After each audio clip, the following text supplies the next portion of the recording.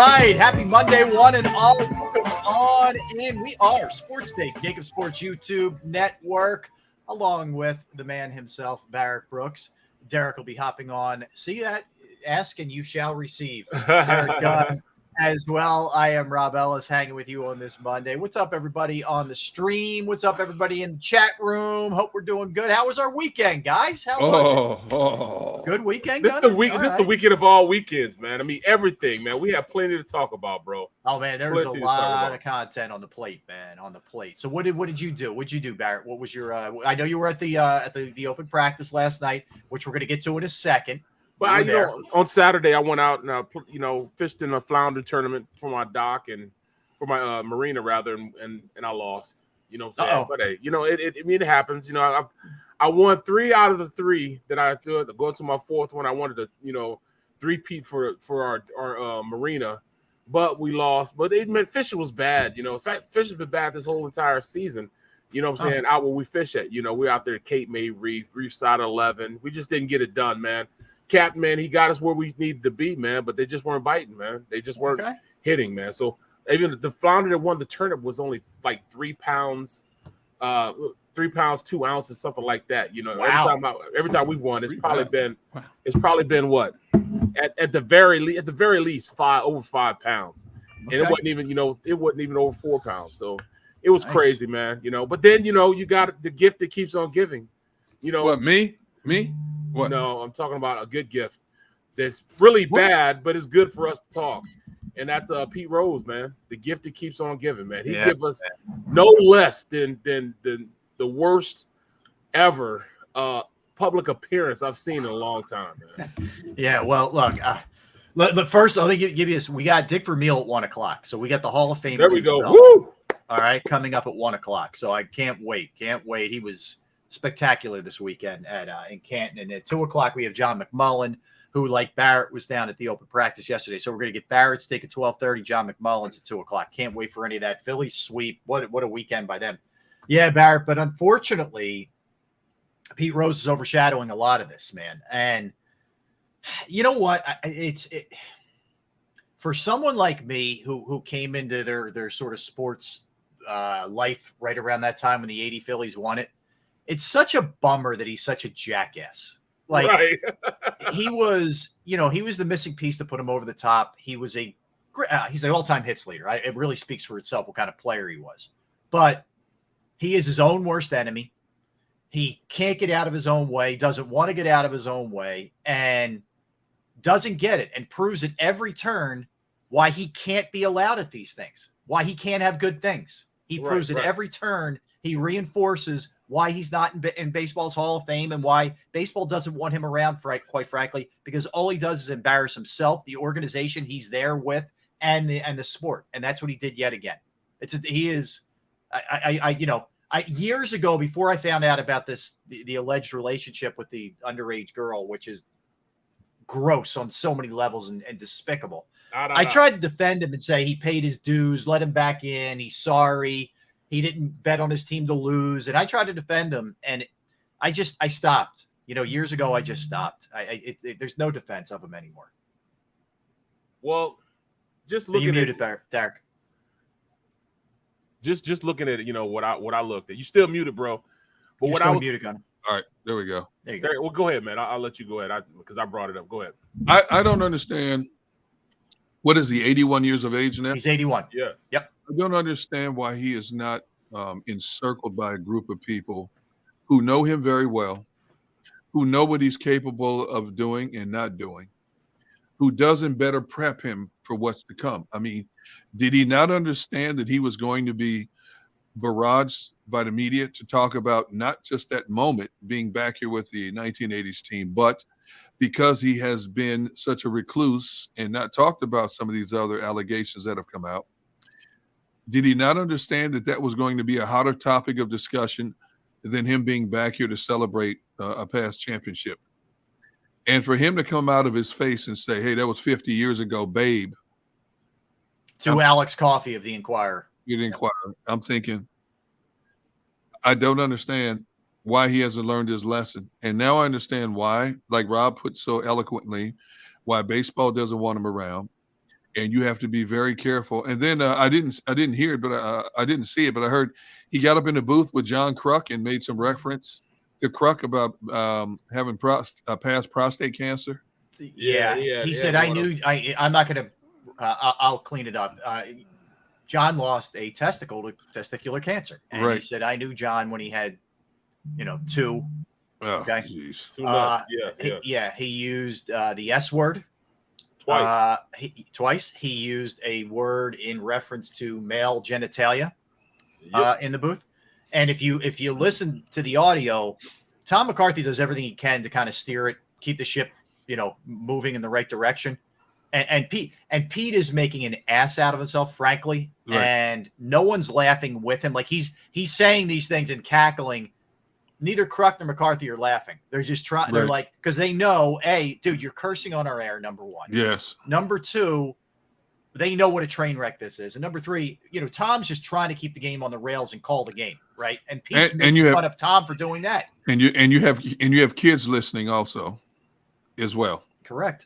Yeah. He just and so the sequence is he first says that to Alex Coffey, where he references at the end, he throws Babe in there, which is just on top of everything else, right?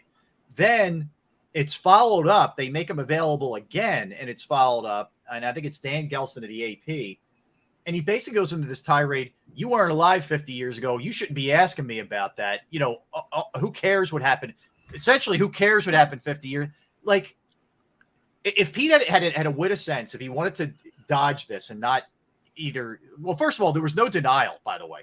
It was 50 years ago. Who cares? Right. So he's not denying it happened. But if you wanted he didn't deny it then. He didn't deny it then. He said he thought she was 16. Yeah. You're still 32 years old. Exactly. Right? Exactly. Right. You're still a scumbag. Yeah. So he says at one point to Gelston, you weren't around. You can't speak on this. You know, basically, like all he had to say was, I just don't want to be a distraction. I'm thankful that the Phillies invited me. Right. I want to honor this team in 1980 that I was fortunate enough to be a part of, these great players. And, I've spoken my piece on this. I'd rather just keep it moving. Now, does that make anything that he's ever done right?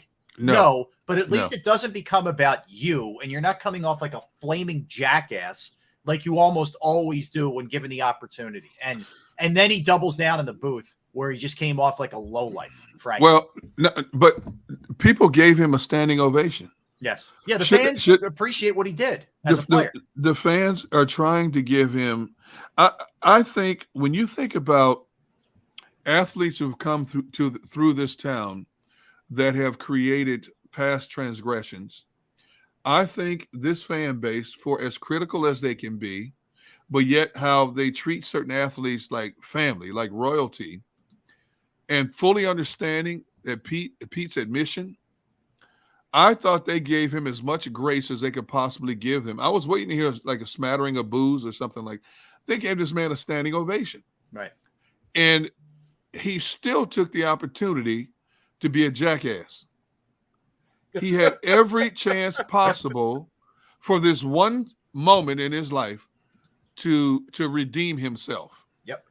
And even if he will never get out from under this dark cloud, he could have basically neutralized it in the best way possible. Now, he's 81. He's not senile. He still has his wits about him. He's very coherent. So it tells me Pete Rose is the kind of person, he doesn't care what you think about him. He's going to be who he is as long as he walks this earth. Mm-hmm. And you know what? Either you're with him or you're against him. There is no gray area whatsoever. Well, guess what, Pete? Now, more people are against you than with you. Yeah. Because what you pulled yesterday, which should have been a celebratory moment, it should have been a celebratory day, period. Just across the board. You tainted with your actions and your choice of words, which was disgusting in a lot of ways. Well, I'm going to have to say this. I'm going to have to say this also. It kind of had me thinking about, the Phillies a little bit different also. I mean, they kept putting him in positions that he can, hurt himself even more, hurt the organization even more. By sticking him in front of the camera, by sticking a microphone in his face, all that stuff should have been, at least guided through and talked about before all this happened. You know what I'm saying? Yeah. He should have been more prepared to be on TV and answer these questions. He knew this was going to happen. Unless there's something that he has as far as mental instability right now. Maybe, he's getting old and he just can't think the way he used to think. He's not as sharp as he used to be. Maybe there's a decline cognitively that he can't answer these questions the right way. He's not able to, be around people in that capacity, on TV. Maybe that's the case. Yeah. Maybe, Barrett. So I would say two things on the Phillies front. I agree with you. So here's what I would have done if I'm the Phillies. We'll invite him, but we're just not going to make him available to the media. Yes. Okay. You could have gone that route, right? So that's one. Two, even if you give him the benefit of the doubt and you say, all right, well, let's have Pete, let's sit down and let's see what you're probably going to be asked about this and this and that. But let's go through this. I don't know that they didn't do that. Okay. In fairness, but right after he has the little exchange with Alex Coffey initially, Alex Coffey, people don't know, is the Phillies beat writer for the Inquirer, female. Okay. Alex could be confused, male, female. She's a female. He refers to her as babe. After all that exchange goes down, he's shut down. We're not putting him in the booth. We're not making him available during the game. You're done. Okay, Pete, it's over. So, you don't allow him to dig this hole deeper for himself by not. You just don't make him accessible. Period. There was a lot of things that went down. I'll tell you what. He will never be a part of any celebration. If I'm the Phillies organization, he will never be a part of any celebration, any alumni function that we have again. Never, ever again. Yeah. You gave him a platform. You gave him a chance to come back home and celebrate one of the greatest moments in Phillies history. Let's face it, they haven't had many. It was one of the greatest moments in Phillies history.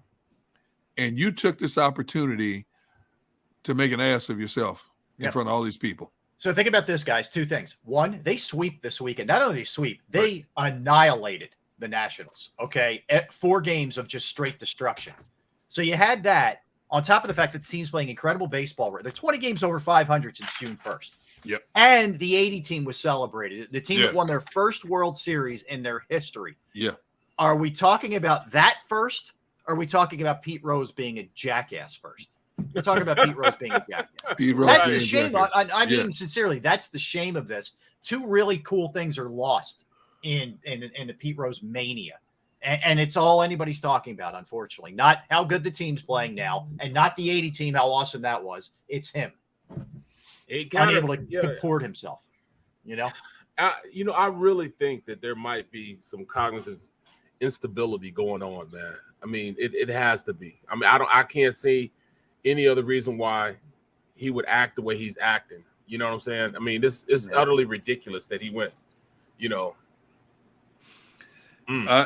Yeah, I don't know, Barrett. Like he's been doing this. He's been blowing himself up and into bits for years, though. I mean, I hear you. And in 81, anything's possible. At the age of 81, anything's possible. Okay, I'm just saying he's been doing this since he was in his 40s, and his 50s, and his 60s, and in his 70s. He's been doing this kind of stuff. How could he not know what was coming? How could he not know? I don't think he gives a damn. I don't think he gives a damn. That's my point. Yep. I don't think he cares one iota of who thinks about him. Hey, that's 50 years ago. Let bygones be. And on top of that, see, I would go based on what we heard yesterday. I would go so far as to say there's probably other skeletons in the closet we'll never know about. Yes, similar to some of the stuff we know about. Yep. Because if you don't care, if there's no remorse in your tone whatsoever, it tells me that who knows what you could have done or what you're capable of doing. Yeah.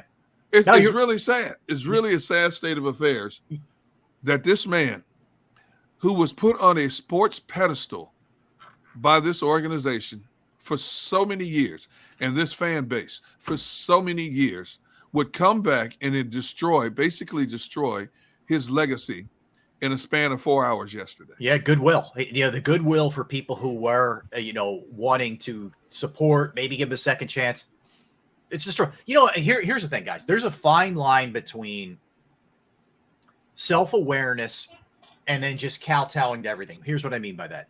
Like, you're always going to have haters. We all encounter it, yeah. you know, and in many different fashions, social media, etc. People do in general, and it's not just us, but you're going to encounter haters.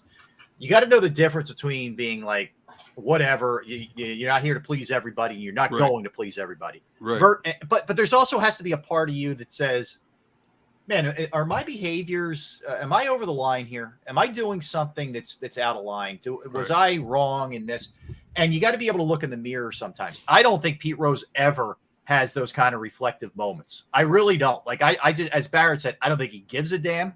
I think he's been his, like I said, he's always the one who's leading the charge on his own undoing all the time. Yeah. So, and it's sad that he might be remembered more for his wrongs than his rights as a professional athlete. That's already done. That's it. I mean, that's a done deal now.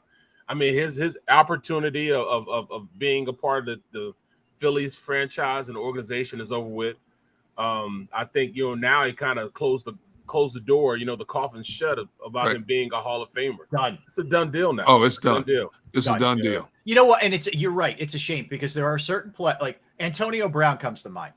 This guy was such a great player for so long, and a great story too. You know, a guy who was recruited highly and whatever, ends up, I think, Central Michigan, wherever he was, and lights the NFL up for years and years and years, and just destroy. I mean, just set fire to his reputation, the way people think about him. Right. You know, and they're just, some guys are like that, man. And Pete Rose is the poster child. They just don't understand and don't get it.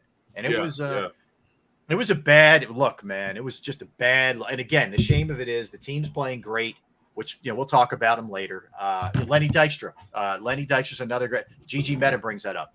He's another example of this. They didn't have it the Mets celebration for the '86 team, you know, and I don't think the Phillies will have him next year for the '93 team when they celebrate that team 30 years. So there are just certain guys, man. Lenny, Pete, Antonio just don't freaking get it, and it's a shame. It's a shame, but it was a big weekend, man. As I mentioned, we got Dick Vermeil coming on at 1:00. John McMullen will be jumping on it too. But we had the NFL, the Pro Football Hall of Fame enshrinement on Saturday, which, you know what? I gotta give props. Did we set the over under at 2 minutes? 2 minutes. I don't think he broke up slightly when talking about his wife, but Dick held it together, man. Yeah, he did. He was pretty cool under the circumstances. And he, I mean, he's supposed to go 8. He went 23, and which is crazy because I've never known him to be under a 30-minute conversation. You know, even much as I know of him and I've, you know, spoken to him, I've never had a conversation less than 30 minutes when it came to, you know, Dick Vermeil. He's always been somebody that had to get, you know, everything out, and he's just one of the greatest guys in the world. It's like you're at the barbershop when you're talking about him. I mean, I love, you know, I love just being around the guy. You know, he's a good dude, real good dude. Yeah, if he doesn't motivate you or inspire you, it's a you problem. Right. Dick Vermeil. So who in their right mind thought they were going to keep Dick Vermeil to 8 minutes? Well, you know what's cool? It's like telling Seth Joyner, we need to get off the air. That's what it's like. Right. It's not going to happen. It's just not going to happen. Well, Jim Moore Senior, I guess. I didn't see the very beginning. I guess he was either introed him or brought him up to the stage. I forget exactly. And he said, I think he kind of said to him, we'll ask Dick about this at 1:00. Like, I know what they told you. Go as long as you want, man. And then Dick said, all right, after I heard that, it was on. It was on after that. So that was pretty cool. I'll tell you the other one, man, it was like heartstrings. Did you guys see Bryant Young's speech? Yes. No, I didn't. He talked about a child, the child that he lost. His 13-year-old son that he lost to cancer. Oh my goodness. And I'm not trying to be a down. it was unbelievable. His speech. If you get a chance to go back, everybody, go back and take a look. It was touching, man. Really touching. Yeah. And I heard that story, and I heard that, and I just started looking around at my kids and my grandkids, and I'm thinking, Lord God, thank you for what you've given me and what you've done for me, because paraphrase it I can't imagine. He lost his third. I think it was to cancer. Yes. If I'm recalling what disease it was. It was cancer. I can't remember what type though. what he meant to the family and how he's trying to live basically his best life to honor him. You know, at this point, brain tumor, I believe it was, but how he's living is, you know, try to do everything to honor him going forward and use him as an inspiration. Yeah, I mean, it was and that guy was a hell of a player too. I played against him. Yeah, you faced him, Barrett. He was your era. Yeah. He was a man among boys. You know, didn't he go to Notre Dame? Yes. Went to Notre Dame. Comes in. I mean, can you imagine that defensive line? Him and Dana Stubblefield. David Stubblefield won the Defensive Player of the Year. Then when those two were together. This is pre. What was it? That not steroids, but it was pre. HGH. Yeah, pre-HGH, before they really started testing him. In fact, you know, Stubblefield's one started all that. But blocking those two, man, they were almost unstoppable. You know, here I am, you know, I'm crying about me going against Tim Harris, you know, guy with the, you know, fingers, you know, I was like, I got Tim Harris this week. Tim Harris. What are you talking about? Right. And I'm looking at you know, Lester Holmes and Joe Panos alike and Riley McKenzie and Guy McIntyre. They're talking about what? Be quiet. Look who we have. Bryant Young, Dana Stubblefield. That's what we have today. I'm like, oh, okay, then, yeah, you're right. Let me be quiet. Because those two were men-child in there. You know, I mean, it was crazy how strong both of them were and how quick they were, especially Bryant Young, man. I mean, imagine if he didn't break his leg. I know. Oh, my goodness. Severe break, too. Yeah. I mean, it was ridiculous how good those guys were. That just brings back bad memories, man. Bad memories, you know. Yeah. Well, all right. Let me show you this. Speaking of difficulty blocking someone. All right. This is last night. The Eagles open practice. By the way, roughly 30,000 people show up for an open practice, which tells you how much this city loves football. Watch Jordan Davis here, guys. Watch the strength. Barrett, you could speak to this. I mean, this is unreal. Look, watch the way he manhandles. Here we go. Jeez. Like, are you kidding me, man? Watch it again. That's anchoring. That's putting everything you have. Your back is bowed. That's textbook offensive line play. That's the best that you can do. That, you know, when you're blocking somebody, he's in front of him. He's got his hands extended. He's dropped his hips. He's dropped his center of gravity, and yet he still can't stop the progress of Jordan Davis. That's ridiculous. I couldn't tell that man's lower body strength is unbelievable. Yeah. Now, even if he's still lacking in the upper body strength technique, no, he's not. I'm just saying, even if he did, his lower body strength is. That's like Rob. That's like you trying to stand in front of. It was like you trying to stand in front of two refrigerators and stop them from rolling downhill. Yeah, it ain't happening. That's a good way to put it. It ain't happening, bro. You can't do it. You're just not doing it. Reminds me a lot. Like I said, I'm not comparing, so don't even get it in your heads that I'm comparing them. But that's almost like what it is blocking against, you know, Mr. White. Mr. White was the same. No matter what you. I could sit down, drop my back. Yeah. I showed you guys the picture when I had perfect blocking technique, hands inside, kept separation from him, and he still was able to knock the ball down. Jeez. Still was able to knock the ball down. I'm perfect. I'm sitting down. My hips are wide. I set my ass down. I've locked him out. I punched him, created separation, and he still was able to knock the ball down. Yeah. I don't know. Like, if you combine that with the speed that he's got, like what this could potentially be with this guy, dude. Oh my God! And when you talk about pressing the pocket, every quarterback likes to step up. You know what I'm saying? Into the pocket. When you get something like that, here we go, Bear. Oh, here we go. This is my favorite video right here. Why is it your favorite? That's not right. That's not right. Watch what happens. There's Reggie. One of my favorite all-time videos.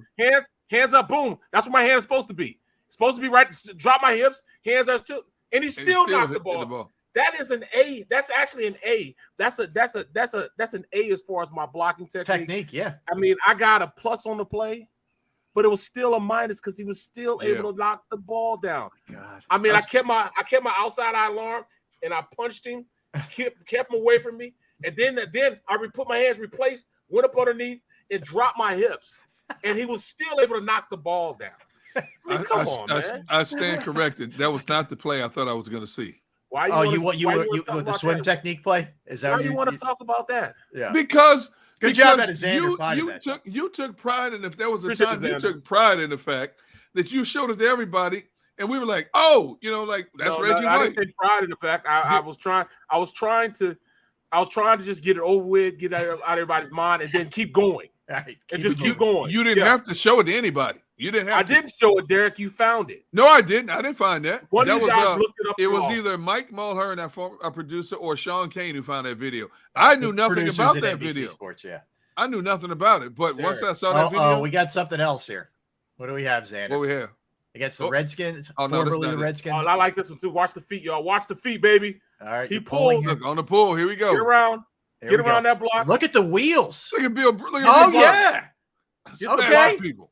He's still hustling. Look at Kevin Turner. Barrett, that was impressive. Dude. Look at the ISO on Barrett, too, after the play. But hold on, you know what? And I think that was Mr. Madden, Mr. John Madden, that was doing the game. So I got a little, hype about it too. You know what I mean? All Madden team, and that was the All Madden team. That was the worst. That was the worst turf you can play on. That was the Vets turf, bro. Yeah, that turf was nasty. Yeah. It was the worst, man. I mean, I still had whoever got the, some they sold the pieces to the turf. There's actually human skin, blood, bone.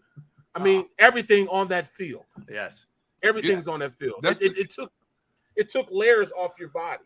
That's what it took layers off. It was bad. That's the turf that Michael Irvin broke both of his legs, or no, he hurt his neck. Yeah, he hurt his neck. But Wendell Davis, I think, is the receiver's name. He blew out both ACLs on one. That's what it was. Wendell Davis. Garner blew his yeah. ACL out. Nasty, man. I'm in a game. We're actually playing against San Fran with Bryant Young on that team on a Monday night when I'm blocking Tim Harris, and all of a sudden I hear a pow, and I looked over and I'm like, what was that? And then Tim Harris stopped. And he looked, and then he started rushing again, so I started blocking him again. That was actually Rodney Pete's Achilles that popped. And he hit the ground. He hit the ground, and he let the ball go when he was falling down, and the crowd started booing him because he let go of the ball. Oh my God! Here it is, his Achilles pop. I literally heard it pop. You heard it pop? Yes, I heard it pop. Oh, dude. Oh man. It almost sounded like a shotgun. Pow. All right, so man. We come back. Barrett was down there last night, and he saw what Jordan Davis did there to Cam Jurgens. By the way, Cam Jurgens isn't some stiff either. Let's just be clear. Cam Jurgens is as good as they come right now. Yeah, he's going to be a beast. Did you see how much bigger Davis was than Jurgens? It looked like a grown man blocking somebody in Pop Warner football. In terms of size difference. Think about how big. Look, Barrett's a gigantic human being. Jordan Davis towers over these guys. Yes, he makes these guys look small. It's crazy. It's crazy. Anyway, so Barrett was down there last night. We're going to talk to him, get his impressions. Who's looking good? Who's not? A good night for Hurts. According to most people who were there. We'll get into it. There's a bunch of stuff to cover. A lot of guys are banged up right now. Little. Nothing major, but little minor stuff. How both starting left tackles? I mean, both tackles. I'm sorry, the starting left tackle, the backup left tackle, are out with concussions right now. Yeah, crazy. That's what we kept asking. How's that possible? I don't know either. I don't know either. So we'll do that when we get back. Even with the bubble heads. Yeah, look at John. Even with those things. John Dickerson. Look like D-Gun trying to keep Barrett out of the cookout. That's exactly right, John. And he bowled me over. You get to the cookout. You're right about that. That's right. All right, do that. Vermeil at 1, John McMullen at 2, Phillies at 1:30. Don't go anywhere. We got a lot in store for you. Derek Gunn, Barrett Brooks, Rob Ellis on this Monday Sports Take, JAKIB Sports YouTube Network. All right, let's talk about Principal Financial and my guy, Jim Murray. Jim Murray is the man to help you with your finances as he has with me, whether it's retirement planning, 401k review, insurance review. If you have a small business, you're trying to set up your employee benefits, you're not sure how to go about that, that's yet another resource that Jim can help you with. Also, if you're just not sure, all right, do I want to invest? Do I want to do this? What's the best way to go about this? Jim can answer any of those questions that you have. I've entrusted him with my IRA, my 401k rollover, and I could not be happier. Give him a call, 610-996-4750. 4751. That's 610-996-4751. Or you can email him, Murray, murray.jim@principal.com. That's murray.jim@principal.com.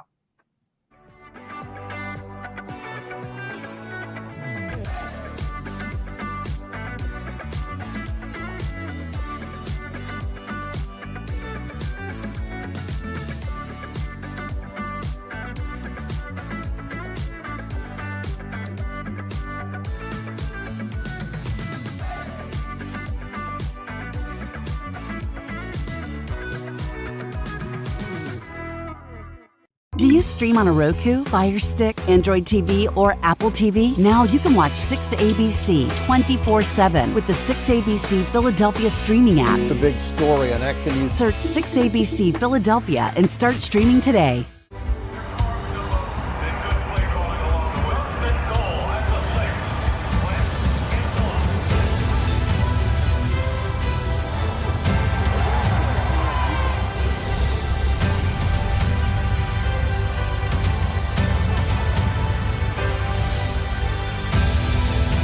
Field of life, First Trust Bank is there for you. Champions on 3. 1, 2, 3. Because Philadelphia dreams deserve a Philadelphia bank. At Stateside Vodka, every new customer gets the world's best rocks glass. Free. What's that? A rocks glass? You're telling me that bottle is cut in half? You could say that. Holy shit. The glass is for cocktails, right? It's for this, this, and that. Is the length of the glass equal to your... You betcha. But is it made out of... glass? Yeah, okay, but is the rip... smooth? Will you stop doing... that? I'm the professional here. And you're telling me I can get one of these glasses for free? That's right. One free rocks glass per customer with each first-time purchase of Stateside Vodka. All from the company that's highly awarded. 0 carbs, 0 sugar, and deliciously tasting vodka. So good, it just disappears.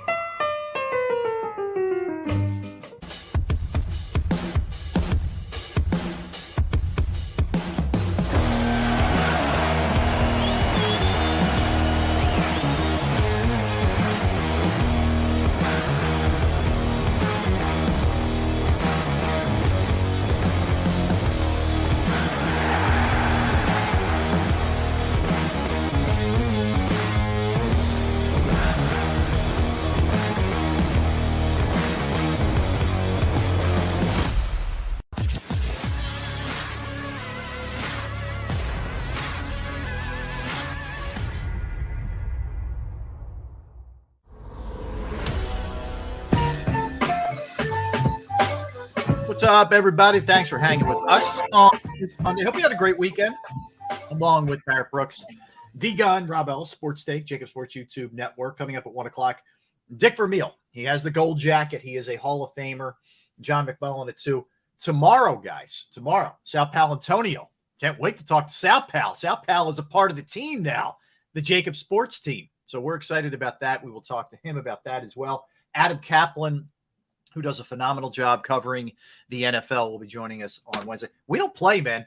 Yeah, this is, you know what, preseason, we're always in regular season form, okay? That's the way we roll. Yes, and we're going to get our mute buttons turned off, Barrett and Derek, and make sure we're talking.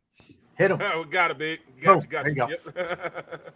But we're rolling, man. We're rolling. All right, so Barrett, let's set the scene here. You're there last night at the link, again, about 30,000 people there, which tells you how football hungry we are and crazed in this town. To put it in perspective, it was right around 30,000 people that were at the Phillies game. And it was almost the exact same amount that was at the Eagles practice. That's amazing. You know what I'm saying? So, I mean, it worked out perfectly, you know, because a lot of people from the stadium, the baseball stadium, just walked right over and went to for $10 a ticket. Yeah, it's a sweet little double dip, man. Yeah. You know, you got it all. You got it all. Love that. All right, so let's go positive first, Barrett. What stood out to you from a positive standpoint that you saw last night? Could be anything. Take your pick. The biggest thing I saw was, regardless of the numbers that Jalen Hurts puts up, you're going to be in every game and you're going to win with Jalen Hurts. The stat line might not be up there where everybody, saying, oh, he's the next Tom Brady, or, if he's even a Dak Prescott. But wins are going to be what you get with Jalen Hurts. And that should be the ultimate as far as numbers that you should worry about. That win column. Individual accolades, I think, will be out the door when it comes to a guy like Jalen Hurts. Okay. So in looking at that, I'm very positive on him going forward. Now, it brings me to say, all right, is he going to be worth $40 million? And that's the question that Howie Roseman and his agent have to talk about. He might not be a $40 million quarterback, but he's a winning quarterback. I know that's what you're supposed to be making if you're a starter, but his numbers may not might say that he should be getting $40 million. But maybe they work out a happy medium. Maybe he gets like 32, 33. I don't want to take any money out of anybody's pocket. No, but there's got to be some reasoning behind how they're going to do this contract and how they're going to go forward with it. Because I'm telling you right now, Jalen Hurts is going to produce. All right. Well, so Barrett, how do you define that? Like, put money aside for a minute. How deep can he take him in the playoffs? Can this guy win a Super Bowl with what you're saying? He absolutely can. He absolutely can. See, everybody thinks you need to be a gunslinger. Right. No. Right. I mean, Big Ben won his first Super Bowl in spite of Big Ben. He was just Ben Roethlisberger then. But they were able to formulate a game plan that emphasized his talent, but also the people around him put him in a great position to win. So I mean, that's what you need. You need to have that ability to play to a player's strengths, number one. So Shane Steichen, he's got a lot to do, but you also have to maintain a healthy mixture around him, like special teams. Maybe a guy like Covey making the squad because of his unique ability to return kicks. And also a defense in which Gannon has to go out there and control things. He has to be aggressive. What I saw yesterday is him being aggressive. His play calling was aggressive. The guys played aggressive. So they're still ahead of the offense, but that's only because they've seen this offense all camp, all mini camps. They've seen it. So they can kind of predict what's going on before it happens. You'll see a substantial difference than what you see now and what you see against Cleveland and Miami when they go out there and practice against them. Was Phil Simms a great quarterback? No. Nope. But he was a great manager of a game. Hostetler? Nope.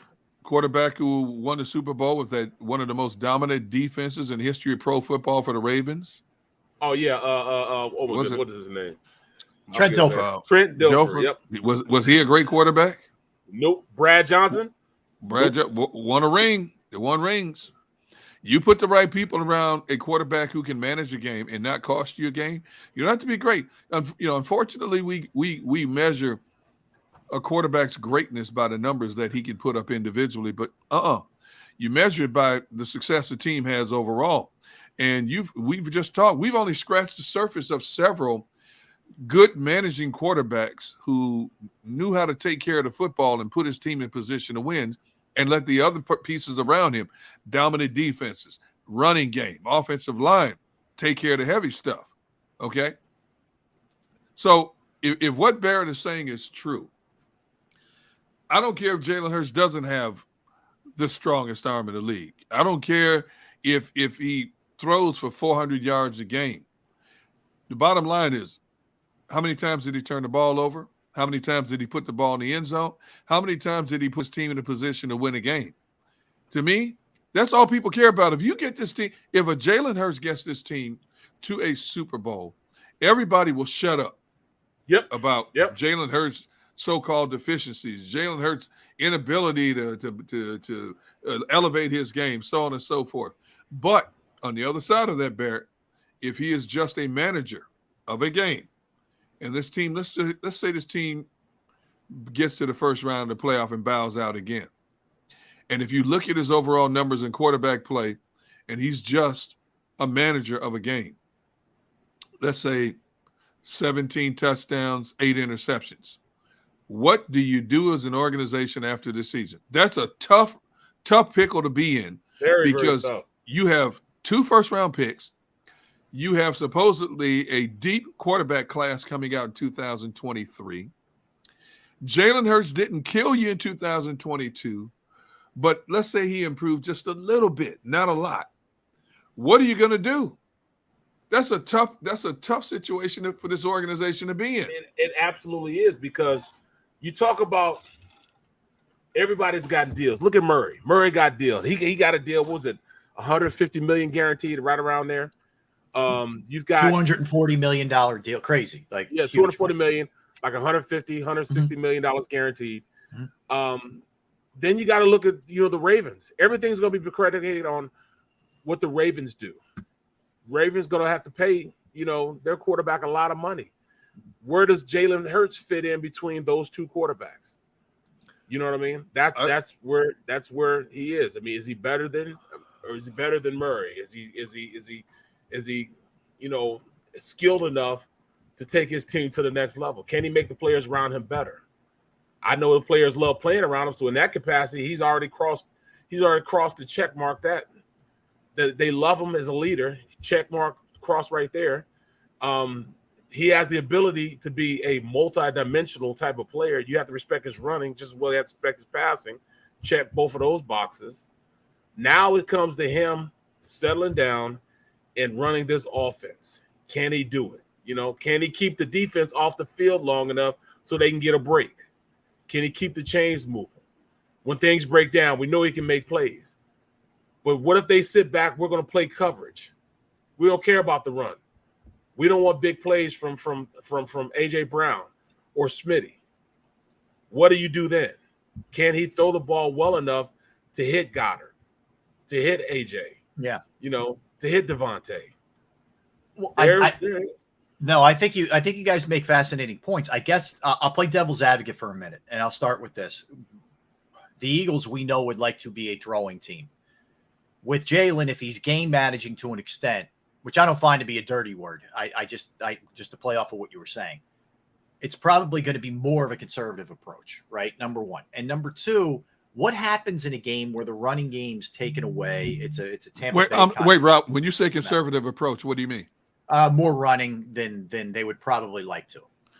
See, I honestly believe they're going to try to force feed Jalen again in terms of trying to get him to air the football out. Is that putting him in the best position to succeed? We're going to find out. See, that's because we've heard all these stories. And I didn't mean to cut you off, but we heard all these stories all off season about Jalen has spent all this time with this quarterback guru on the West Coast. Mm-hmm.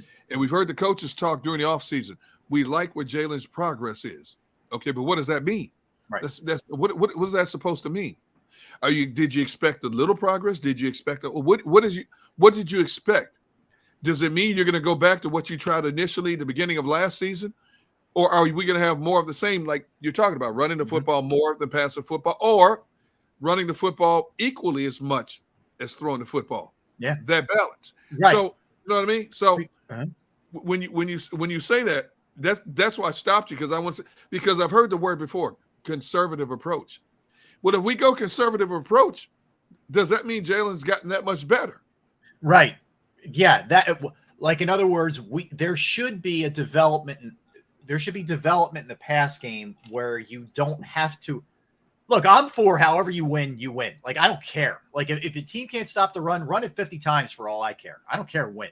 But I think that there's going to be teams like the blueprint is let's get in the box, let's stuff the run, let's make them beat us through the air. Right. And I don't know if he was capable of doing that against really good teams last year. I hope he's capable of doing that this year against the better teams, not just the also rans that they beat up on last year. And that's my only point is I hope that he's taking that next step from where he was, because there are going to be games where he's going to have to throw them to a victory. And we didn't really see it. Like, do you guys remember a game where he really threw them to a victory? Again, I don't care how you win, but I'm just trying to think of an example. You know what? He almost did against San Fran. He said he almost did. But see, I will add this, Barrett. You said he almost did, But did San Francisco call off the dogs?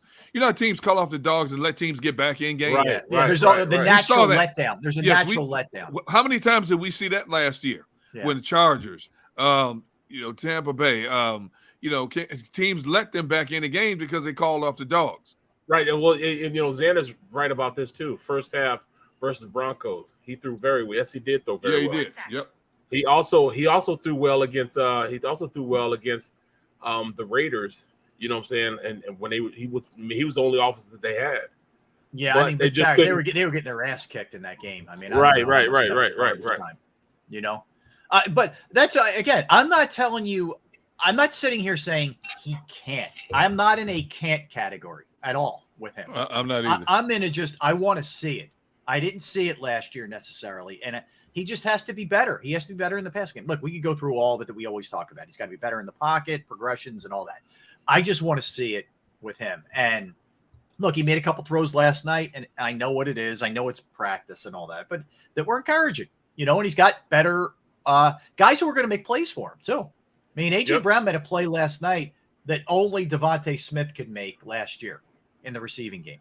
No question. That touchdown. No question. Yeah, and we can talk about that too.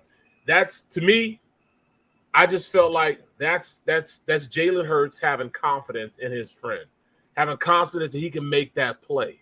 He didn't have that confidence with Jalen Reagor.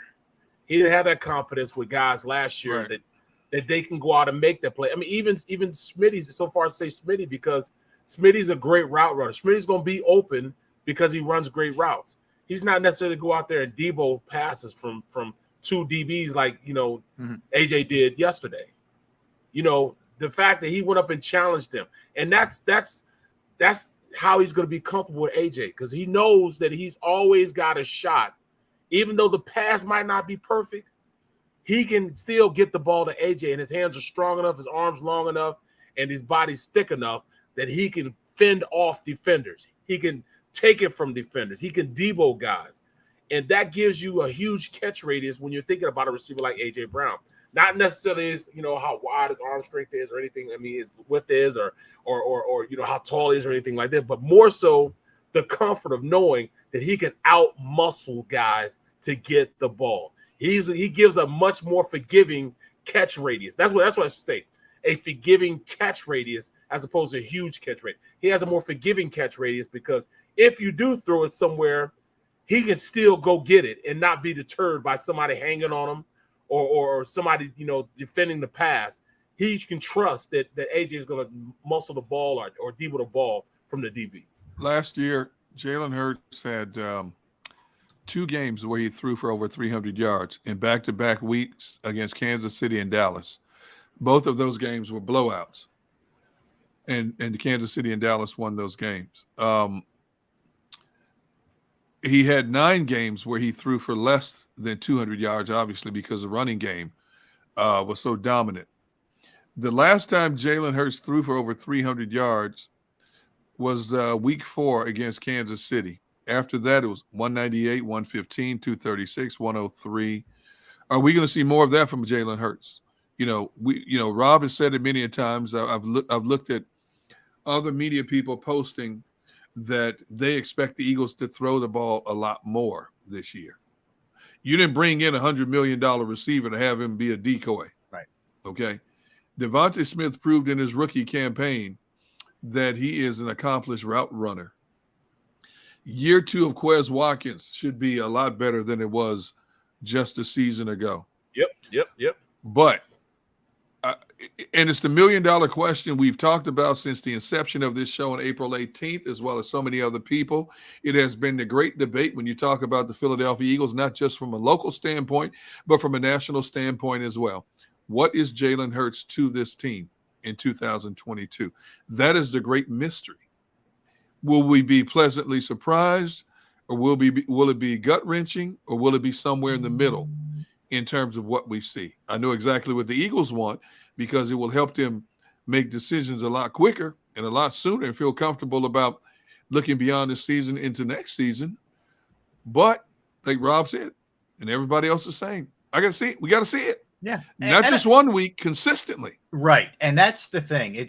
You know, in this league, guys, that teams are going to take stuff away. You need to be able to win games in a multitude of ways. Sometimes it's going to be a run game. Sometimes your defense is going to carry. It's just that kind of game. They're going to have to create some turnovers or whatever. And that's the other thing that I don't think that Jalen was aided by last year was a defense that took the ball away a ton and gave him short fields in his defense. So, look again. All right, so let me look at that Shizzo flex again one more time. Let me read that. This isn't the old NFL. If you don't have that guy at QB, you won't win. Chiefs are a perfect example. Them weapons been there on. Alex Smith was limited. Okay, so basically, until they got Mahomes, they weren't able to win in that way. Alex Smith was a fine game manager, but they didn't ultimately win it. And look, there's the Alex Smith argument, the Ryan Tannehill argument that you can be a good playoff team, but maybe not to win the whole thing with those guys. And I think this is what Jalen has to show us, that he can rise above, that he's not just those guys. And I think that's kind of where we're at as we go into this thing. It's a show and tell, right? Well, AJ Brown's going to make him better. Right. AJ's going to make him better. The run game's going to make him better. That offensive line is going to make him better. He'll be able to flourish, man. He has so many things to help him out. This young quarterback has so many things to help him out. He has a coaching staff that wants to make sure that he's successful. They want him to be good. This offensive line takes pride in being one of the number one lines in the league. So, things are just falling into place. Makes sense. It just so happened it got accelerated when A.J. Brown was acquired. Everything got accelerated. All right, so Jalen looked good in your estimation last night. Anybody else stand out? Anybody else? Of course. Jordan Davis. Who else? Anybody else? Jordan Davis. I tell you what, the defensive line as a whole looked absolutely amazing. Now, it was a makeshift starting O-line, that they had there. I mean, you didn't have your starting left tackle. Everybody else was there. But, running the ball once again, the offensive line took control of the defensive line. But then on pass plays, you see the multiple fronts that Gannon had out there. Like, he had two linebackers on. He had Hassan Reddick and I think it's Patrick Johnson on one side. And they were rushing from one side. He had Fletcher Cox and somebody else on the other side. Little things like that. I think it was Sweat. They applied some pressure on Hurts. Hurts showed the ability to get away from that pressure, and we know that he can do that. But it's the multiple fronts that the defense had really were. They shined yesterday. The DBs shined yesterday. Bradbury is just as good as Big Play Slay. He showed it. And he's getting great reviews so far, Bradbury. No question. Epps played phenomenal. And like I said before, Epps will be that deep safety. The guy that can run from sideline to sideline, have a lot of range, played well yesterday. But Harris is inside the box, and he looked comfortable inside the box. He looked like he belonged there. He's up there, sticking his face in there. Now, they didn't tackle, so I don't know how well his tackling is going to be. It's one thing, run up to somebody, act like you're going to hit him, like, I got you, rather than, having somebody run straight through your chest, you know what I'm saying, and keep going. We'll see. We didn't see any of that. There was a lot of plays the linebackers looked like, just the defense period, looked like they might have made that play. But I still don't know if they can tackle. They don't know if they can tackle yet. But they were in position. They were definitely in position. I got to ask you, a couple of receivers. Deion Kane apparently has looked really good throughout camp. Yes, he has. At one point, I think it was Friday. Maybe it was Friday or Saturday. Britton Covey was running with the ones and Rager was running with the twos. Has he impressed that? Because Sirianni's gushing over him every chance he gets. What's going on? Because he's doing what he needs to do to work on his craft. You could tell that he understands that he needs to do above and beyond what other players are doing. Like little things, like they were running, not even one-on-one. They were just going through work, beginning doing, individuals. And they were out running routes for the quarterbacks. And they were running deep outs. And on the deep out, usually guys would catch the out and then run out of bounds. Covey, he went out there. He didn't run out of bounds. He got it, turned to the sideline, and then turned it up to go finish the route out, finish the play out. Those little things that I saw, him doing that I didn't see other guys doing that should be doing it. I can see if you're A.J. Brown, you catching out and you kind of, jog out of bounds or kind of stumble out of bounds. He finished the route. He would catch on the sideline, bring it in, and still had the wherewithal to turn it up the field, stay in bounds, and keep going for more yardage. That's how you condition yourself to do the little things. They'll become instant. It'll be an instant reaction when you're in a game. You'll have the opportunity to do it because you trained your body to do it. You trained your body to see where the sideline is, stop, and go make a play. A lot of these guys aren't doing the necessary little things that equal bigger things later on. You condition yourself now to do it in games because then it becomes second nature to you. You don't have to tell yourself to do it. Well, in a lot of cases, also, Sirianni said last week, don't read too much into who's with the ones and the twos. People were shocked when Miles Sanders was running with the twos last week. Basically, what he wants to do, he wants to find out what guys can play with a better competition, obviously. A lot of decisions to be made in that regard. No doubt. All right, we're going to step aside because we have a Hall of Famer coming up next. You don't get a chance to say that too often, but yes, Dick Vermeil himself coming up when we get back. Hey, by the way, we appreciate everybody who's viewing, who's streaming, who's listening, everybody in the chat room. Let's destroy the like button during this. Let's see if we can get 50 at least just between now when we hit the break and when we get back. Let's see if we can do that. All right. So let's get moving on the like button. We come back. Dick Vermeil, Derek Gunn, Barrett Brooks, Rob Ellis. We're Sports Take, JAKIB Sports YouTube Network. Let's talk Pro Action Restoration. They are unbelievable. If you have a home, you have a business, you have a property, and you've experienced water, fire, smoke, mold damage, whatever the case may be, they're the people that you want to call to get it fixed and get it done right. They're on call 24 hours, 7 days a week to assist. I've gone through it. I reached out on a Saturday. They were there quickly like that, cleaned it up, reasonable price.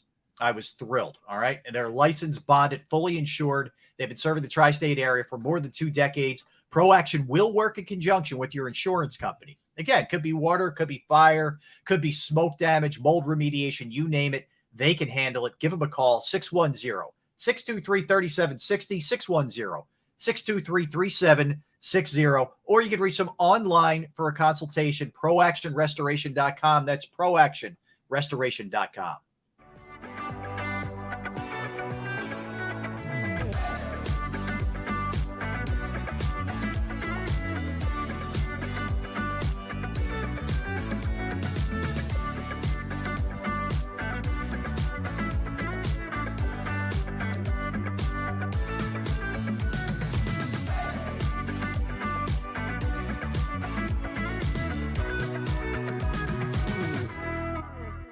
Do you stream on a Roku, Fire Stick, Android TV, or Apple TV? Now you can watch 6ABC 24/7 with the 6ABC Philadelphia streaming app. The big story on Action News. Search 6ABC Philadelphia and start streaming today.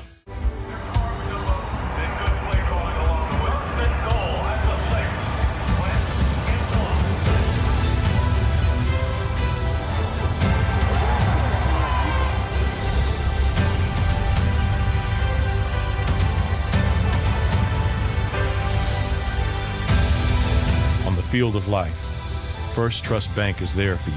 Champions on 3. 1, 2, 3. Because Philadelphia dreams deserve a Philadelphia bank. At Stateside Vodka, every new customer gets the world's best rocks glass, free.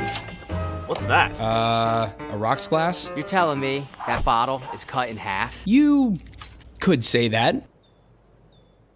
Holy shit. Glasses for cocktails, right? It's for this, this, this, and that.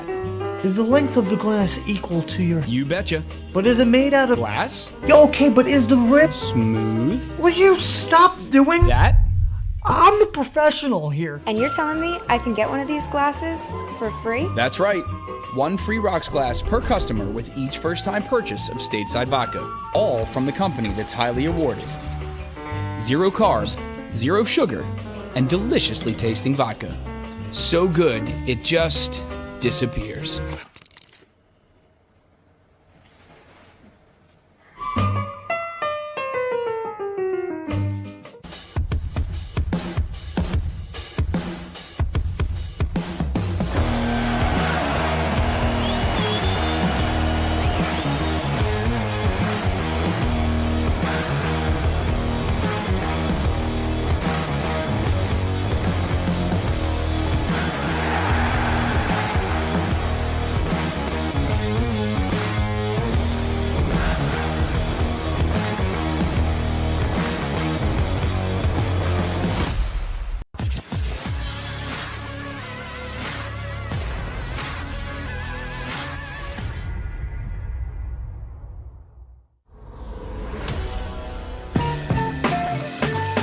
What's up, everybody? Thanks for hanging with us. We are Sports Take, JAKIB Sports YouTube Network. And by the way, just a reminder, go to jakibsports.com for all of our unbelievable Eagles content. You can check all of that out. John McMullen's work, Paul Domowitch, everybody else. We have just an unbelievable team on there with great content for you to check out. It's also a way to link up to the shows, the various shows, including ours. And as well, on top of that, guys, you can go there, or you can go to JAKIB Sports YouTube Network to check out Barrett handling his doggy, or just kidding, or any of our interviews that we've had over the. So, for example, we had Merrill Reese on Friday. We had Paul Domowitch on Friday as well. EJ Smith on Thursday. We could go on and on. Brian Westbrook on August 1st. On and on and on. If you get a chance to check that out, just check it out. And we podcast all of our interviews in their entirety. We are efforting, as they say in the business, efforting Coach Vermeil, who will be joining us shortly. We will have Dick up and running. Barrett, any other observations while we have a little time before Dick from last night that stood out? Of course, we saw the video earlier. Jordan Davis just manhandling Cam Jurgens in a just ridiculous way. But anything else stand out? How about Britton Covey? Yeah. How about he started out the punt returns. He was starting the punt return. I don't know what to make of it. It wasn't Jalen Reagor, but I did see him in there.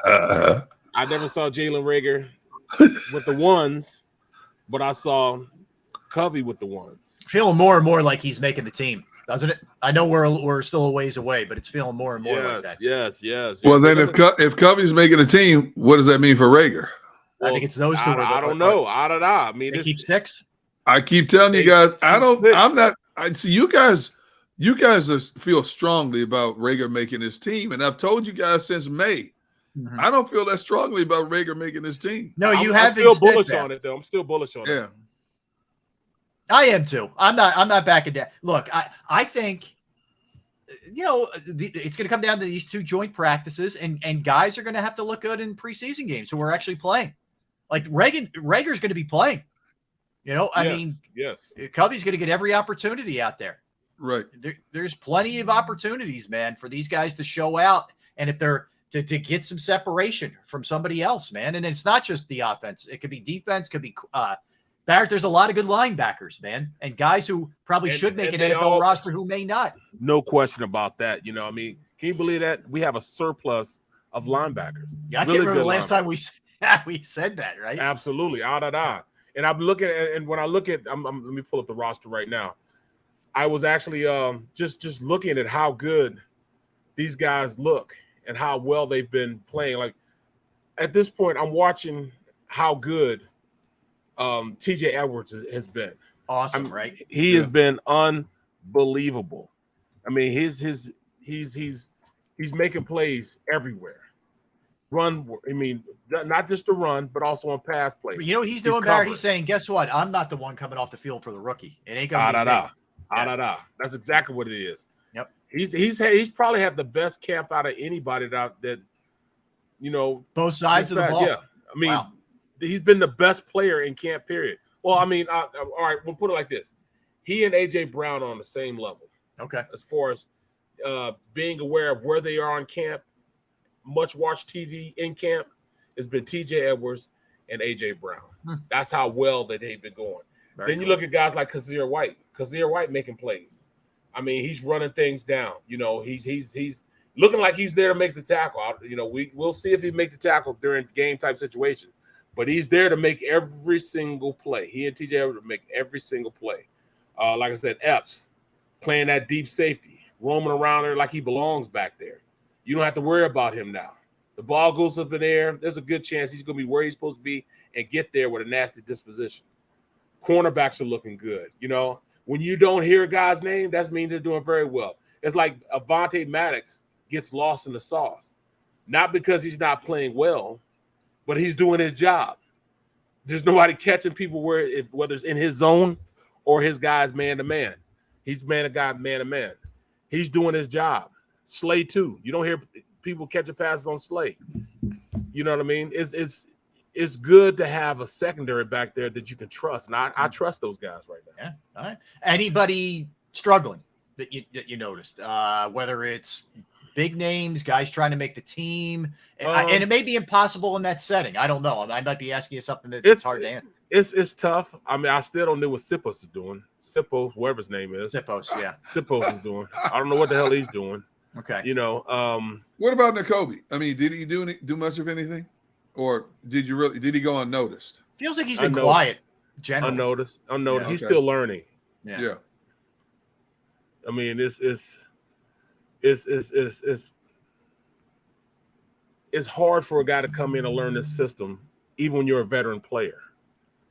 And I just don't know. All right, guess what, guys? Our next guest is ready to roll, and we don't keep Hall of Famers waiting. And there he is, the one and only, fresh off of Kenton. Dick. First off, just congratulations. We are so thrilled. Unbelievable for you in the Philadelphia Thanks, area, Coach. And I know you appreciate that, but it really meant a lot to a lot of people in this area. So congratulations. Thank you. I appreciate that as well. And it's a great area to live, especially if you're a football coach. Absolutely. It's funny. It's funny when we announced on social media that you were going to be on today. So many people on my social media lines. Please tell Coach that we love him. Well, and from a Philadelphia fan base, they don't extend those kind of accolades to just anybody. No, Coach. They For don't. them to say, please tell Coach that we love him. Yeah. That tells you what you meant to this fan base in this city. Well, thank you. What's great about the fan base, they remember the seasons we won. They don't remember the seasons we lost. So that makes it nice when you live here. Well, Dick, there's so much to go into, but let's start with, I guess, the beginning from an Eagles standpoint. You have the monumental upset of Ohio State, which I know, to beat Woody Hayes and that team that beat you earlier that year pretty handily. You win that game. Jimmy Murray and Leonard Toews reach out to you, and you had a perfect setup in Southern California. Let's face it. You were going to contend for the national championship the next year. Your family loved it there. Yeah. And you initially turned them down, and then there's a second interview conversation. What made you at least give it a shot and say, you know what, maybe I'll talk to these guys again. Let me see. Well, in the staff meeting late Monday, because, the Rose Bowl is also a big recruiting weekend, and we win the game. Recruiting was going well. And late in the staff meeting, I said, guys, guess what? And I said, Leonard Toews, the owner of the Philadelphia Eagles, and Jim Murray called me earlier today and want to meet with me in regard to taking the job in Philadelphia Eagles. And I told them I wasn't interested. And one of my lead coaches, I'm not sure, it might have been Bill McPherson, said, Coach, you're crazy. You can't afford not to at least talk to him. Yeah. So I said, guys, I think we can build a national championship here. With you guys, the quality you are and all that kind of stuff. And we talked a bit. So when they left the meeting room, I called Chuck Knox and told him what had happened. And Chuck said, you take that job. I called George Allen. I said, George, you know what happened? He says, yeah, I know what happened because he talked to me about you. You take that job. He said, nobody comes up on the phone and offers you a head coaching job in the NFL. So I agreed to meet with him. So it was Thursday morning. Tuesday and Wednesday went by. I went over and met him on a Thursday morning at the Beverly Hills Hotel. And there's Jim Murray and Leonard Toews and I think Sam Procopio. And we started talking. And the more I listened to Jim Murray, most other people didn't say too much. And I started listening to Jim, and I'd already been given advice, hey, take the job. I said, all right, you guys, I'll do it. I didn't have an agent, but Leonard Toews knew an agent that was deeply affiliated with the Rams. It was a Hollywood agent and a good guy. And right now, my 85-year-old mind doesn't give me the name, but I might. Anyway, he said, I'll call him and we'll put together an agreement. So he called him. I knew him because he used to fly on some of our flights with the Ram team. I felt comfortable with him. They put together an agreement. And looked good to me. I was making $30,000 a year coaching. What? Yeah, they didn't pay coaches very much. 30,000. And Dick, they bumped you up to 50, right? Wasn't that your first deal with the Eagles? And back they were going to give me a raise to 2,500 after the win. I go to the Eagles at $50,000 a year. I said, "Wow, that's great." Well, you know, and 5-year contract and deferred compensation, and you know, it sounded good. So we put together the agreement, and I had a UCLA friend, Kevin Marv Demoff. Okay, Yeah. Oh, one of the big agents. Became a big name, famous guy. Yeah. He reviewed the contract and made him change a few things, and I signed it. I signed it. Wow. Here I came. Like that. But kids and family didn't want to go. I'll tell you that. It was 4-1, right? Your wife Carol said, "Yeah." I can still remember Jimmy Murray. You know, he could sell a drowning man a bucket of water. He says to me, "You come to Philadelphia, Coach. You turn this thing around." He says, "You'll be more popular than John Wayne." So let me just real quick. I had met him. Yeah. Well, Jim is my godfather, Dick. Okay. Oh, is he really? Yes. He is, and it was very nice that you gave him a mention during your speech. And Jimmy's son, little Jimmy, was there, young Jimmy, and that means the world to us. But I have a ball here, guys. My dad, Bob Ellis, worked for the Eagles. Okay. Yeah. I lost my dad in 2020, but. Yeah. Wow. Dick, and I'll show you the bottom. Sincerely, Coach Romeo gave my dad a game ball. Okay, in 1982. Wow. And it meant I still have it. Obviously, it's a big deal to me. But this tells you the kind of person that Dick is. He takes care of the little people too. So just FYI and a thank you. Yeah. Well, thank you for mentioning that. You know what I have found in my career, when everybody that's so-called little people, which they really aren't, but so labeled, when they're all happy, everybody else is really excited. Yep, exactly. And you never know what you do for a person that is so memorable to them. They carry it the rest of their lives. Yep, and he did. Just like that football. Yeah. He did. Otho Davis. Yep. In his casket was a game ball I gave him. Wow.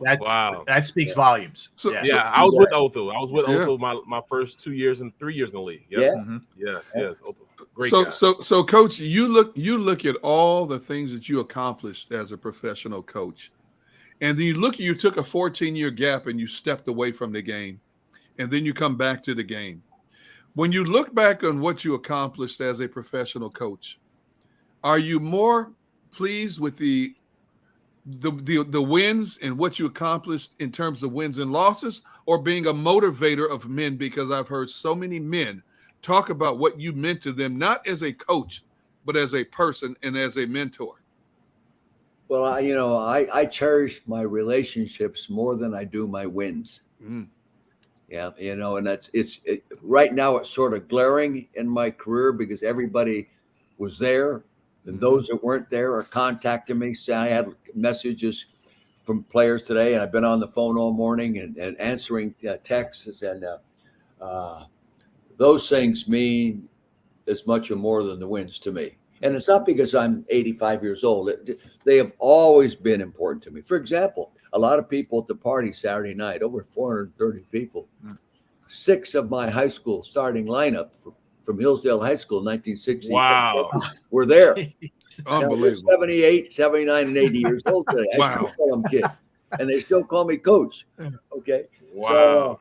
So you can't believe how meaningful that is and how much warmth you as a person. I forgot all the wins, but I have never forgot them.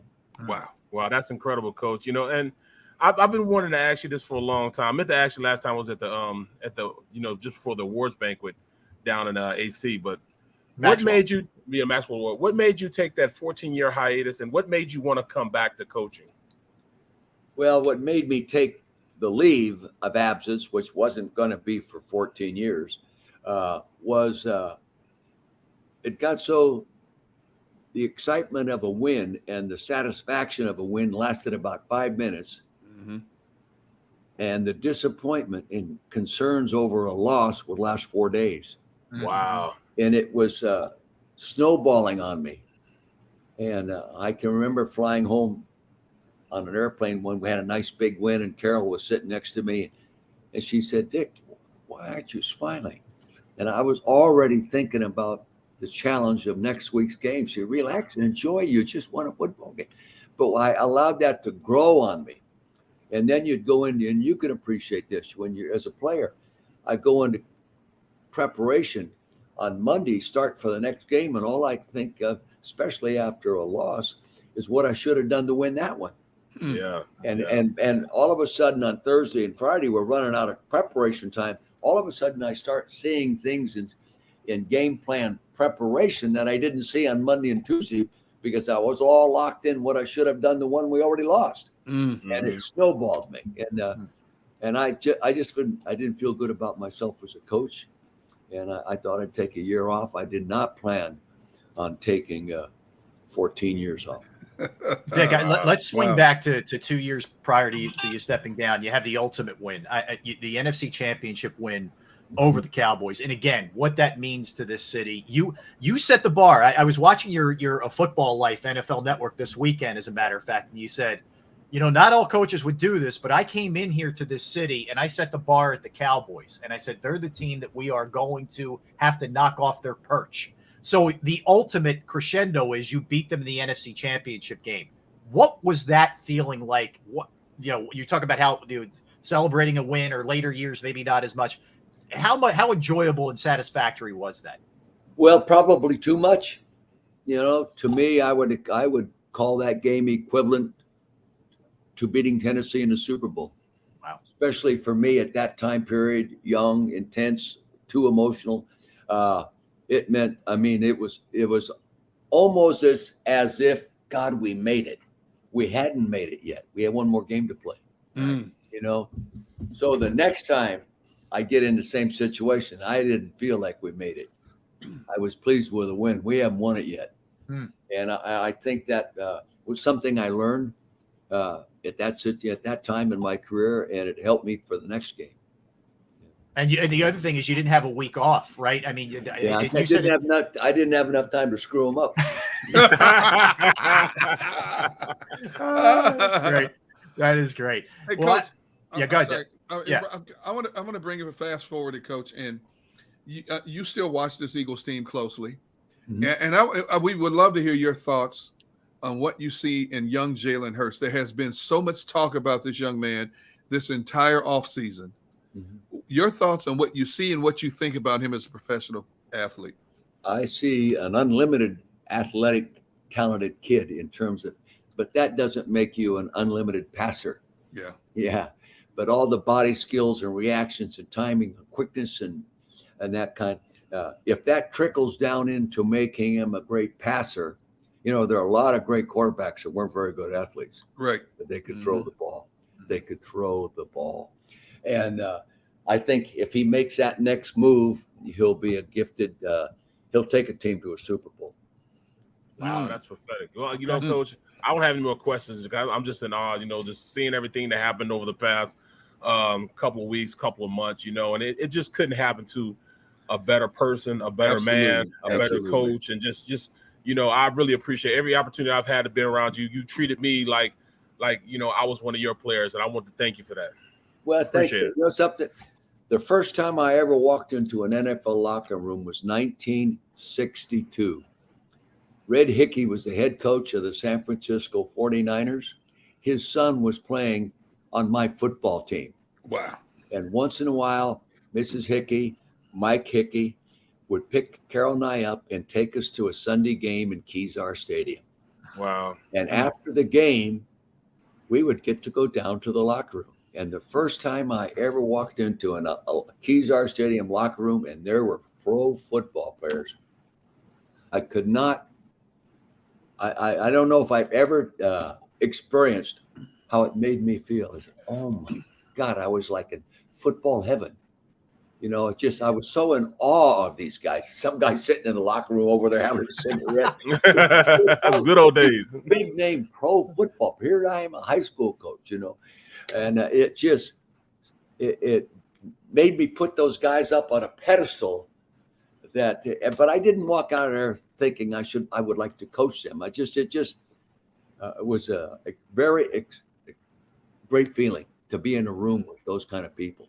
And then to be in the room with all these guys that came in for the Hall of Fame last week. Oh, my goodness. My entire starting offensive team, plus my nickel receiver, was there for the Rams.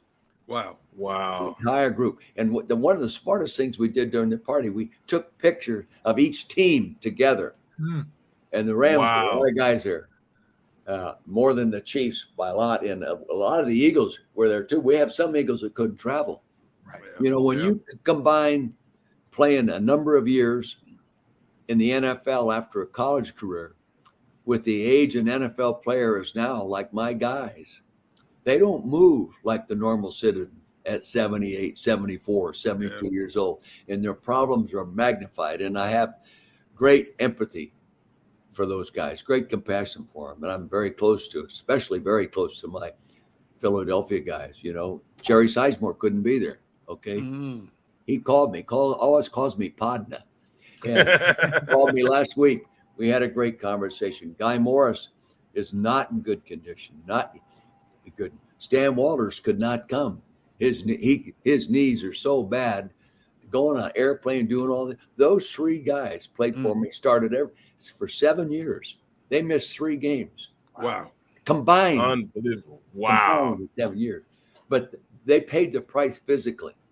And some of it now mentally. Yeah. Because of the CTE symptoms. Yeah. And I'm deeply in debt to those guys. Deeply in debt. They said that's why you stopped having your golf tournament because of that, you know, because those guys wanted to get there so bad that, you know, they just couldn't get there. Yeah, and what I realized, some of them were coming just because I asked them. Wow. Rather than because they really wanted to be there. It became a reunion, okay, which really the night before the party was a lot of fun. Right. I mean, even our doc team doctors, Jimmy Murray, and our photographers, everybody in town, Leo Carlin, God bless him, he's not in good health right now. We would beat it. It'd be 40, 50 of us total with wives in a room. And it was a wonderful, wonderful experience. And then next day you go to play golf. 90% of them can't play. You know, The only reason they came there was to support me and be together. So I just decided I was putting too much pressure on them to satisfy me. Oh, Dick, let me ask you. You won it as a Ram, but you said I'm going in as an Eagle.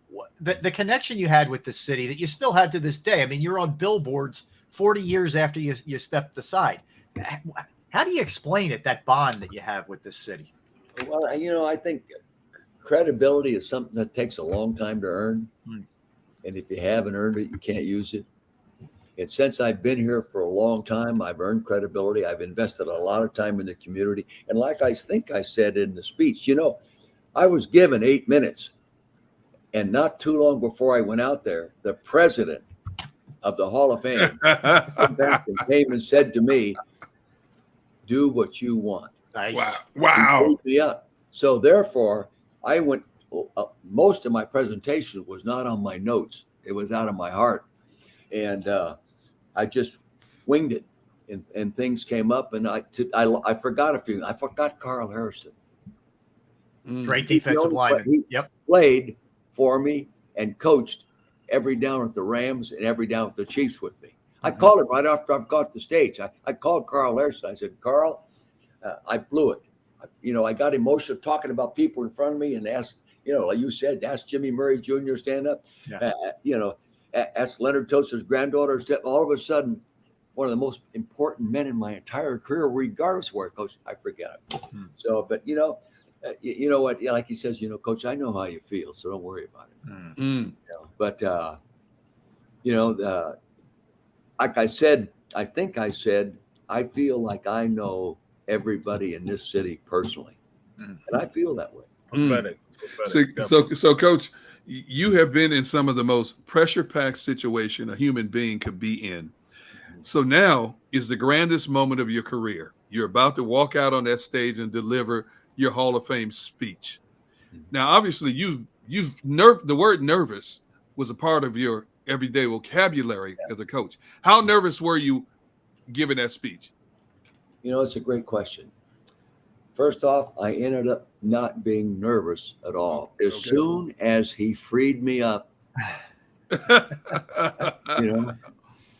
and the other thing, I'll tell you exactly what I said.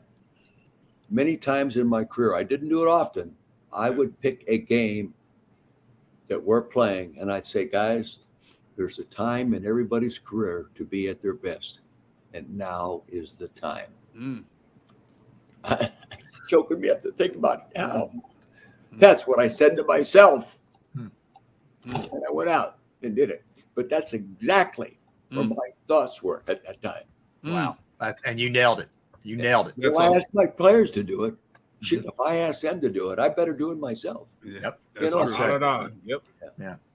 Wow. I thought it was really cool too. The night before the ceremonies, you had your three quarterbacks. In other words, you had John Shira, who was your quarterback at UCLA, of course, played a safety for the Eagles. Yeah. You had Jaws, and you had, of course, Kurt Warner. You had your three guys. Trent Green. Or Trent Green, excuse me. You had your three guys. The next day. Yeah. John Shira was when he took the cover off the bust. The bust, right. But I just thought that, to reach back to your guy at UCLA and how much that, obviously, that win propelled you. Yeah. But that just shows you how far back your reach goes. You don't forget about anybody. I thought that was awesome. Yeah. Well, when I went in for my orientation process going into the Hall of Fame, I said to those people, I know there's a gold jacket ceremony, and I know there's a televised where they unveil the bust, and I'm the speaker. I says, when I receive my gold jacket, my wife is going to give it to me, but I'm going to have all three of my starting quarterbacks with me. You know what they said? That's never been done before. That's exactly what they said. I said, well, it's about time. Then I said, I want John Shira to be with me when I walk on that stage to unveil that bust. Because if he doesn't become the most valuable player in the Rose Bowl and upset the number one team in the country, I'm not here. Leonard Toast doesn't get on an airplane with Jim Murray to fly to recruit and hire a losing football coach. Does not happen. So it gave me a great feeling to be able to pay my respect in a deeper way than just telling me I love them. Yeah, very cool. Well, you mentioned Carol, your wife, 66 years, I believe, that you guys have been married. And the life of a coach's wife is not always an easy one. The hours are crazy, and especially your younger years. Yeah. Just talk about, what responsibility she took on while you were doing your thing as a coach. Well, first she was mom and dad a lot. Once I got into the level where you're not home at night.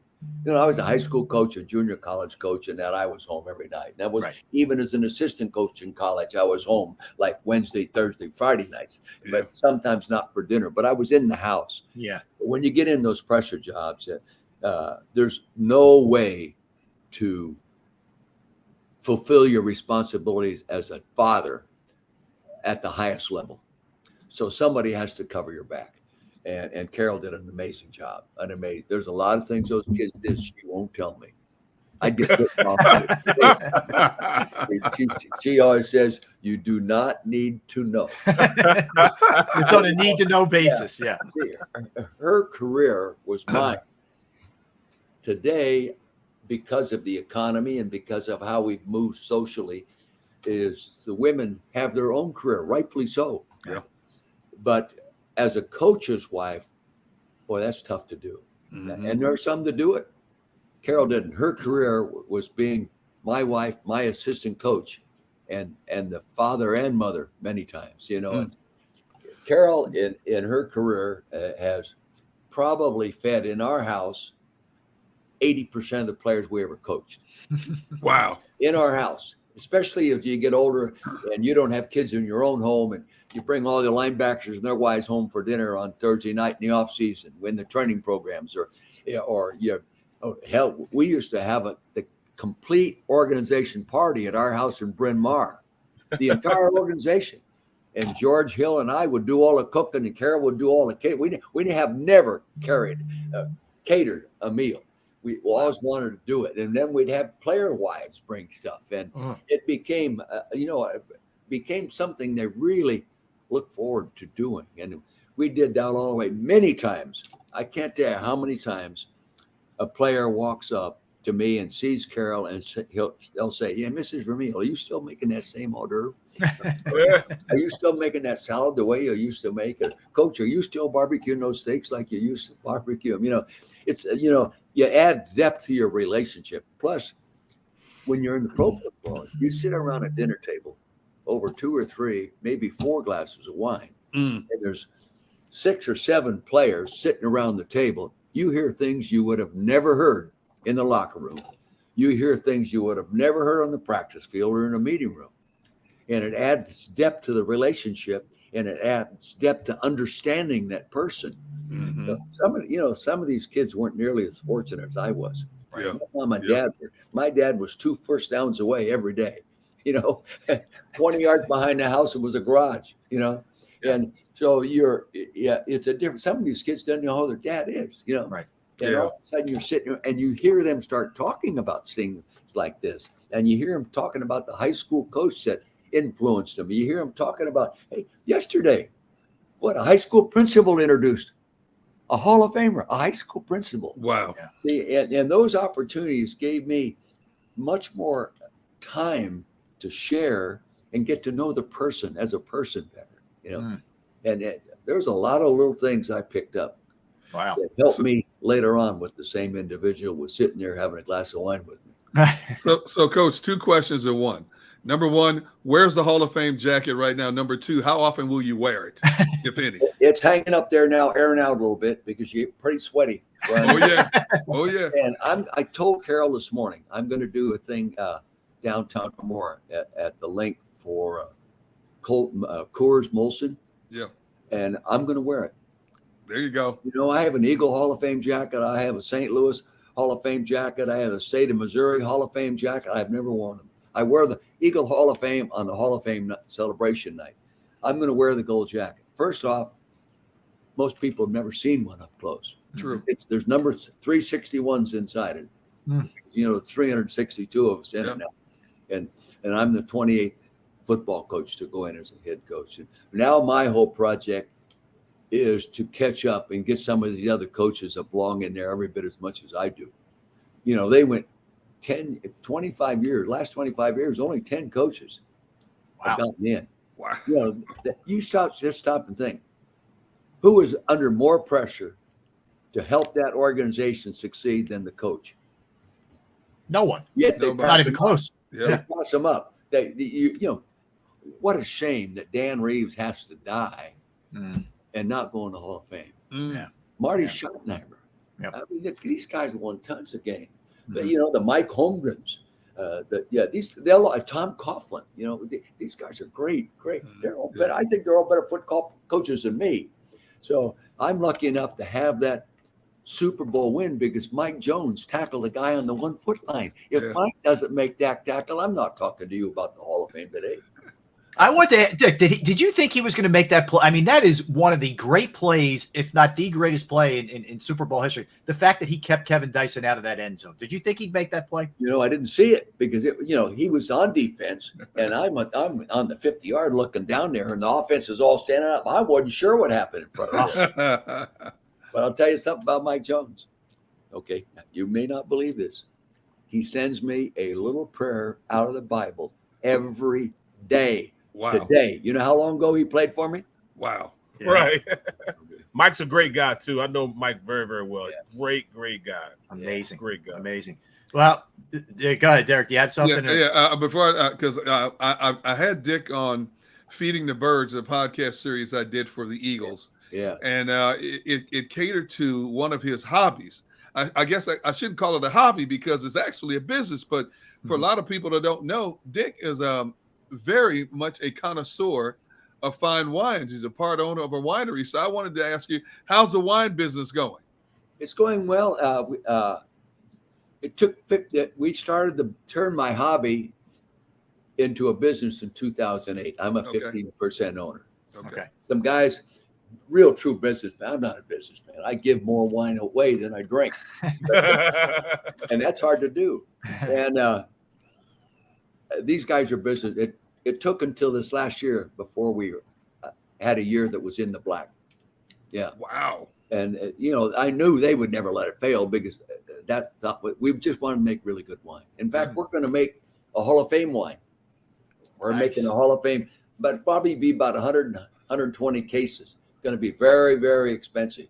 In fact, where we got the grapes to make it, you can't even put the vineyard name on your bottle unless you charge $175 for it initially. What? Oh my God.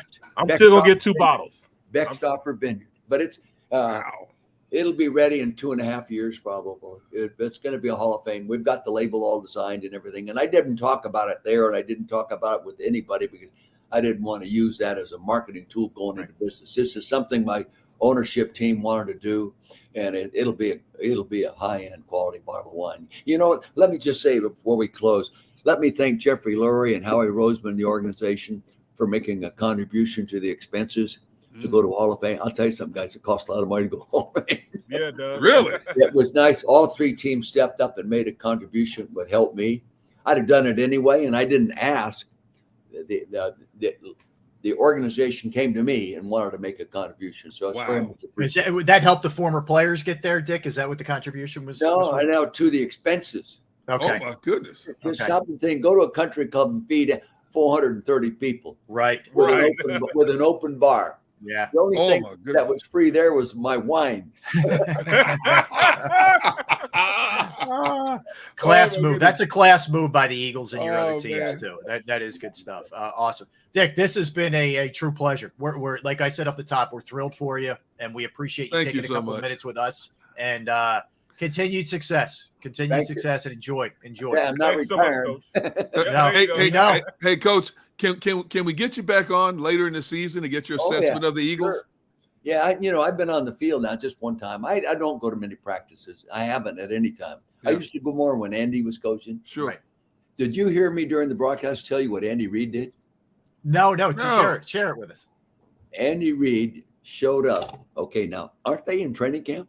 Yes. Yeah. He flew into Canton, Ohio, Friday night to meet me in the hotel before I go to the gold jacket ceremony. Wow. And to me, it might choke me up to tell you this. That's the finest gesture of respect paid to me as a football coach that I've ever received. Wow. I cherish it. And that Dick, that tells you exactly what people think of you, because I've known Andy Reid a long time and I know him well. For Andy Reid to leave his team for anything, to go away for a moment, that tells you what kind of pedestal, not just Andy Reid, but a lot of people have you on. And that's kudos to you for how you've conducted your business your entire career. Well, I'm going to be there when he goes in the Hall of Fame, okay? Because I'm going to save him a seat. I'm saving him a seat right next to me. There you go. I love it. Hey, Coach, I know we keep saying we got to let you go, but we have to admit this. And I know they want to bring it up, but I got to bring this up. So Friday on our show, we took an over-under on how long it would take before Dick Vermeil got emotional during his Hall of Fame speech. We set the over-under at 2 minutes. Now, correct me if I'm wrong, and Rob and I were talking about this before the show. You held it in check. You didn't get too emotional during your speech for 23 minutes, did you? Well, I know myself, and I knew if I started with my family right off the bat and thank them, it would start a trend. I knew if I singled out certain players like Jaworski and talked about them personally, I would break down. I know myself. So I avoided that. And I went all the way to the end. And I'm pleased, because when you get emotional, sometimes you really can't then carry on with the quality the rest of the people deserve in your presentation. And that's happened. And like I said, I came out and said, I've told my guys many times, there's a time to be at your best. And for me, now's the time. Yep. Well said. Well said. Well said, Coach. On that note, we appreciate you, Coach. Thank you. Guys. Congrats and thank you. Thank you. Thank you very much. Have a good day, Coach. Appreciate you. All right. That was phenomenal, guys. Unreal. That was awesome. That was second to none. That was, That's where you drop the mic and just walk off the stage. Man, all right, yeah, I'll see y'all tomorrow. Yeah, okay? take care. We're gonna wrap it up. I'll see y'all tomorrow. That was a blessing, honestly, man. We're very fortunate to do what we do, and interviews like that make it that way. So thank you, Gunner. Great get, and thank you. It's funny when and I'm listening to him talk. When you think about all the people texting him and calling him to congratulate him, and I just texted him out of the clear blue yesterday, said, Coach, would you consider coming on our show? No, that was Friday when I did that. And he said, call me Monday. Something a day after Hall of Fame, weekend after the Hall of Fame, he's going to be swamped with requests. So I called him this morning and I said, hey, Coach, I said, you remember? Hey, yeah, I've been waiting for you to call me. What are you thinking? I said, 1 o'clock today? I'll be ready. Boom. And he's gone. I'm like, okay. All right, we're good. Yep. But to be 85 years old and to have an impeccable memory like that for his entire life, think about that, from the 60s on up, all those special moments, the names and places. I can't remember people's names I worked with for 15, 20 years. Yeah, you got to ask my name every other day. Now, look, Barney, I'll never forget you. No, it's a gift. It is truly a gift. And you wonder why these guys stay so loyal, man. Yeah, and I showed you guys that football. Like, my dad was the assistant ticket manager. He was, low man on a totem pole, but he appreciated the work that he did, and he gave him a game ball, man. Like, that does not happen. It's amazing. So, and my dad cherished that ball his whole life and rooted for Dick everywhere he went. That's a great piece of memorabilia you have. To be honest with you, you should have that in a glass case. To be honest, I know. And you can get them at Michael's, because I have a few items I have in glass cases, like especially the autograph balls you see behind me. Yeah. They make those cases at Michael's for football, basketball, baseball, and dude, that should not be touched. I agree. Fingerprint should not even be to be honest. No, you're right. I got it out of there. After they moved, they passed away. I moved them out of there. I got the house all cleaned out, and I'm like, this is a big deal. So anyway, that was awesome, and good job out of Derek to get Dick, and Dick giving us all that time is very much appreciated. All right, so here's what we're gonna do. We'll come back. John McMullen's going to join us at 2, guys. So we'll continue with the Eagles discussion about what we've seen thus far in camp, the open practice last night. We Barrett set the table for us in a great way a little bit earlier, what he saw last night, but we'll continue that theme. We'll mix in some Phillies. Pete Rose nonsense aside, they are playing great baseball, so we'll talk about that as well. We got a ton to do, so don't go anywhere. We will keep it rolling here. We are Sports Take, JAKIB Sports YouTube Network. All right, let's talk about Razor Technology. Yes, Razor Technology's comprehensive managed service provider solution delivers constant monitoring, on-demand assistance, and rapid issue resolution. Through data-vetted and insight-driven implementation, we strengthen your existing IT resources with both human power and expertise that reduces security risks and downtime while enhancing organizational efficiency and productivity. We are a strategic resource for adaptive and fast-growing companies that need help selecting, implementing, and managing their IT services. Our goal is always bigger than one project, one problem, or one upgrade. It's improving the overall functioning of our partners and helping them achieve their business objectives through ongoing synergistic relationship. Give your IT team the freedom to refocus by augmenting the reach with Razor Technology. Contact Razor Tech today to learn how our managed services can protect and enhance your business by calling them at 866-797-3282. That's 866-797-3282, or visit online at razor-tech.com. That's razor-tech.com.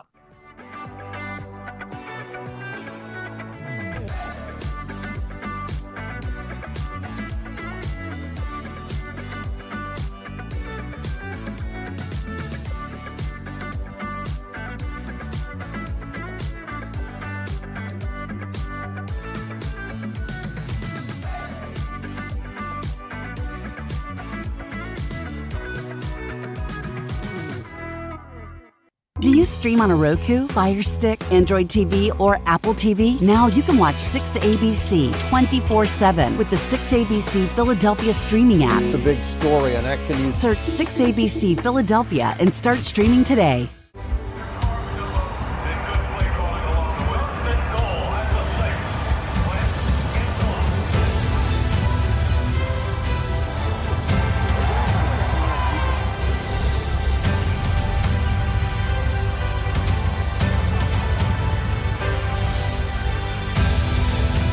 field of life, First Trust Bank is there for you.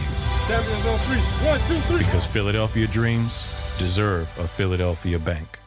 At Stateside Vodka, every new customer gets the world's best rocks glass, free. What's that? A rocks glass? You're telling me that bottle is cut in half? You could say that. Holy shit. Glass is for cocktails, right? It's for this, this, this, and that. Is the length of the glass equal to your... You betcha. But is it made out of... Glass? Okay, but is the rip... Smooth? Will you stop doing... That? I'm the professional here. And you're telling me I can get one of these glasses for free? That's right. One free rocks glass per customer with each first-time purchase of Stateside Vodka. All from the company that's highly awarded. 0 carbs, 0 sugar, and deliciously tasting vodka. So good, it just disappears.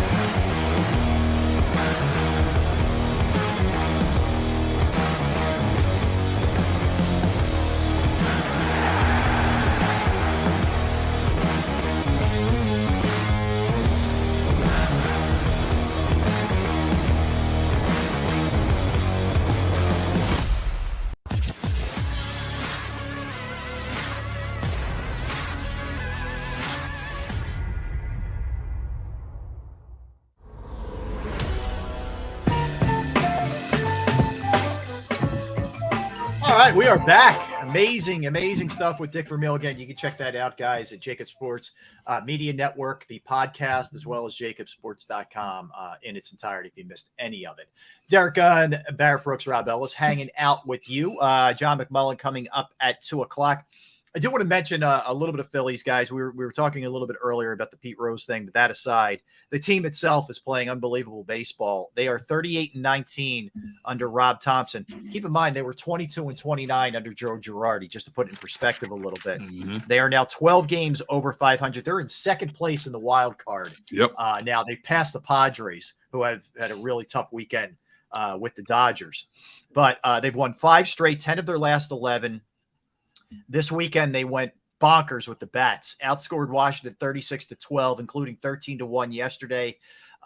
Rhys Hoskins on fire, Real Muto on fire. Everybody yesterday was on fire. They are fun to watch. This is an entertaining baseball team.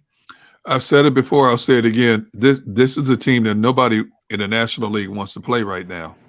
And, you know, maybe the only team that right now, it looks like the Mets, the only team to me that can stand up. I mean, they bested the Dodgers, Brewers, St. Louis, Braves. They're 6-6 against the Braves this season. Yep. So they've shown that they can stand with anybody. Now I'm looking forward. I can't wait until this series coming up against the Mets to see exactly where they are. You know, they beat up on the teams they were supposed to beat up on. They swept Pittsburgh, and now they swept a very depleted Washington team who basically had fire sale before the trade deadline. Mm-hmm. They've got some depth at pitching now. Closer by committee. Not many teams can say they have closers by committee. You know, Rob Thompson right now is basically a kid in a candy store. He's got so many toys under the tree he can play with, and his big bopper is still not back yet. They're 12 games over 500, and they're still winning. You know, and so that tells you. You know, just think back in May or June, we were wondering if this team had the wherewithal to even get to this point. Now, to be honest with you, there's still so much baseball to be played. Who's to say they could overtake Atlanta and be the number 1 wild card team? Absolutely. I mean, you look at it, man. You know, guys are starting, light it up a little bit. Castellanos is coming out of his shell now. Yeah. He's getting hot at the right time. Wait, who, Barrett? Who? Who did you say, Barrett? Let me hear that one again. Rob. So you could take that root off of him. Don't do it to him anymore. He's got to come back. Yeah. All right, it's gone. Wait. We've lifted. We've exorcised the demons. Go free, young man. Yes. So Nick is balling right now, man. So yeah, Castellanos is he's finally playing up to expectation. We have a center fielder now. I mean, things are going well for us. You know, they're going well for us. Pitching, bullpen is good. Yeah. I mean, all this stuff, all we had to do was just change the manager, and look what happens. It's been amazing. It really is. I mean, this is as dramatic a managerial change as I've seen. This team was like the Walking Dead, man, under Girardi. They really were. And they're now a team, like Derek said, that is dangerous as hell. Yeah, maybe the Mets, okay, but and the Dodgers have been insane. But really, anybody else in the National League, man, I'll take my chances here. They're playing unbelievable baseball. The Braves lost 4 or 5 to the Mets to help the Phillies, make up some ground here. But yeah, I mean, they had 14 home runs in the sweep. Their offense has been dominant. And Barry, you just touched on it. So Aaron Nola again yesterday. He's now won 3 of his last 4 starts. He's got a 2.39 ERA during that time. Zach Wheeler has been dominant. Ranger Suarez has been awesome. Yes. They're getting it everywhere, man. Yes. And you don't sweat the bullpen anymore.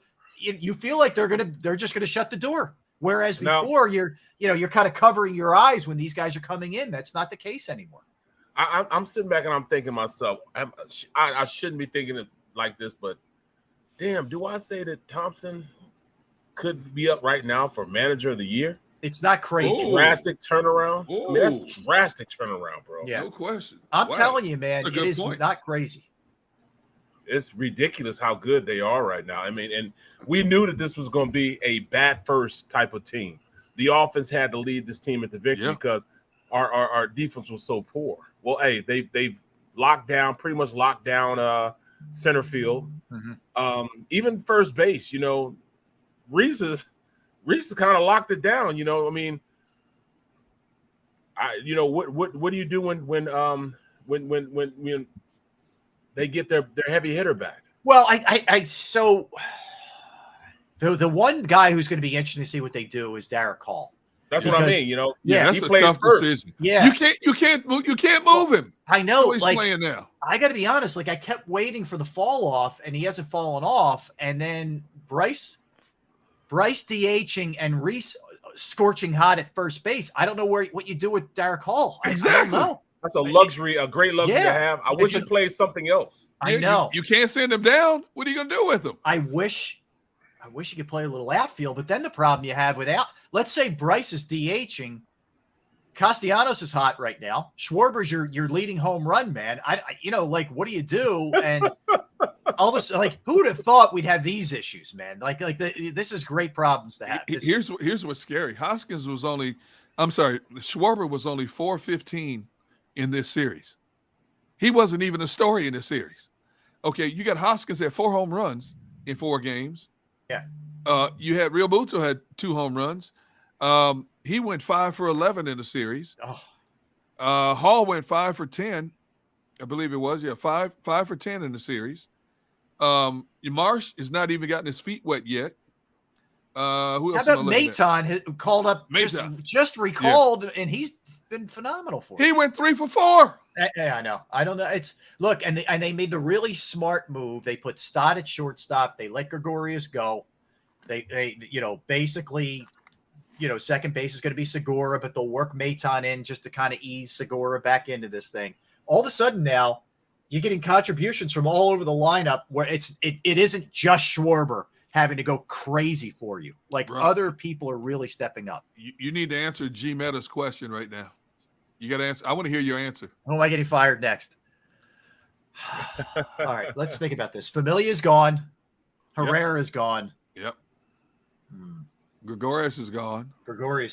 Although I like Didi, was a nice guy. Doc Rivers, if they don't get off to a quick start. I'm just trying to think ahead a little bit, Gigi. You got rid of Moniak also, so Moniak's gone too. Yeah, Moniak's gone too. Man, there really aren't any Phillies right now that I want fired, or Eagles. I mean, I don't know. If Sippos, maybe Sippos. Well, look, I mean, you look at. I'm not that angry at him yet. The next, you got 3 against the Marlins. Then you take 3 of the Mets, 3 of the Reds, and then 4 again with the Marlins. It's kind of what you call a murderer's row. It's August 20th. Oh yeah, August it gets 21st. real. It gets real after the Marlins series. Marlins won't be. Marlins have fallen off the table, but they're not going to be a pushover for this team. No. Remember, this team has been. This is their Achilles heel they're going to face now. Yep. Yeah, it is. They always So- get snake bit against them. Yep. Mr. Taz, Rob's next target is D Gun and B Brooks, so he can do a hostile corporate takeover. I agree, Mr. Taz. We're watching him closely. Right. This is a partnership. There's no hostile takeovers. We're not looking to do any of that. This all works well together man. because of we're a team. Okay. Right. Timothy, to answer your question, the front steps are holding up, knock on wood, very well with the Gorilla Glue. No issues, man. So thank you for asking, but all good. I will say this about the Gorilla Glue. Be careful, because once it gets cold and that cold air gets in that Gorilla Glue, as good of a bond as it is, sometimes, depending on how much or how little you use it, it will crack. That glue will give. Yeah. That glue is very good. Don't get me wrong, but just be careful. All right. I'm on it. Now I know what I'm doing, man. So I'm an expert. All right, let's not go that far. Let's not go that far. Mason now. I'm like let's not go that. All right, don't get too far ahead of yourself now. Okay, you did a great job. That step looked good. Yeah. So. Yeah, it's holding up. Knock on wood. So we'll see. All right, let's do this. We'll jump back to the birds when we come back. John McMullen, of course, Birds 365. You can catch his work on JAKIBsports.com as well. John's going to be joining us when we come back. We'll continue with the Eagles discussion. So don't go anywhere. Let's smash that like button. I need a like update too. During the break, we will get one. All right. So I want to tell you about Flynn Tree Services. It's an experienced, licensed, and insured Pennsylvania tree service company that will trim or remove any unwanted trees off of your property. We offer cost-effective solutions to any tree problem that you might face. So do you have any tree issues in your yard or your property? If so, it's a quick phone call away. That's all you need to do is reach out. We are experts at trimming all types of trees and serve southeastern PA, South Jersey, and northern Delaware. Flynn Tree Services specializes in tree removal, stump grinding, as well as tree pruning. Now, keep in mind, we're right around that season, and we're getting close to that season. And we know what that season is, right? Hurricanes, all kinds of bad weather, whatever. Now's a great time before it hits to get your trees evaluated, see what kind of shape that they're in. Go to our Facebook page or Instagram page for more information or a sampling of our work. Give Flynn Tree Services a call at 610-850-2848, 610-850-2848, or online at flynntreeservices.com. That's flynntreeservices.com.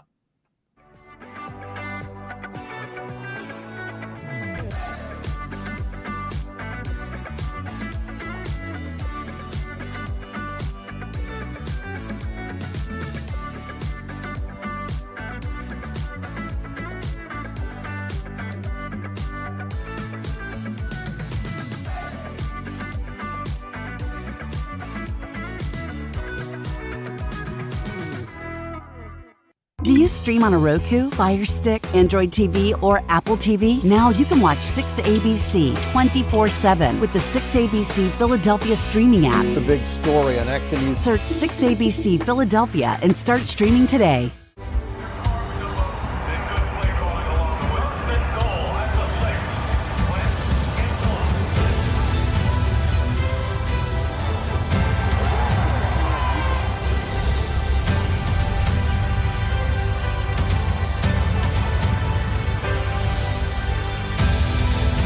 Field of life, First Trust Bank is there for you.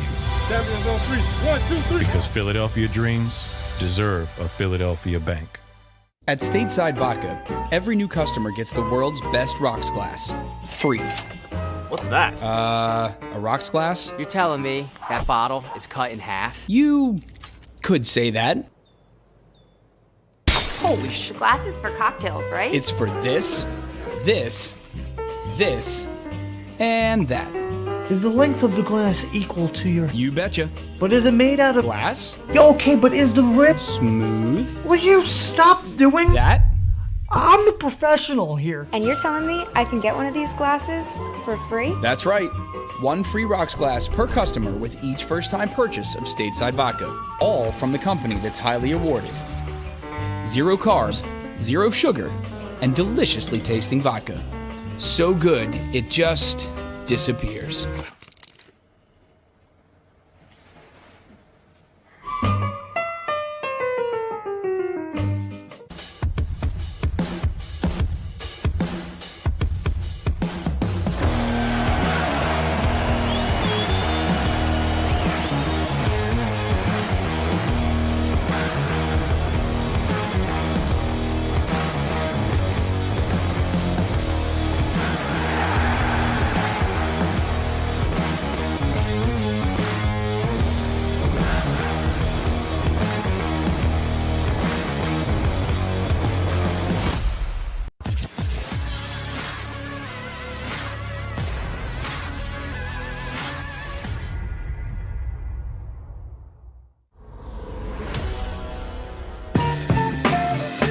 All right, we're back. We are Sports Take, JAKIB Sports YouTube Network, each and every day, noon to 3 Eastern.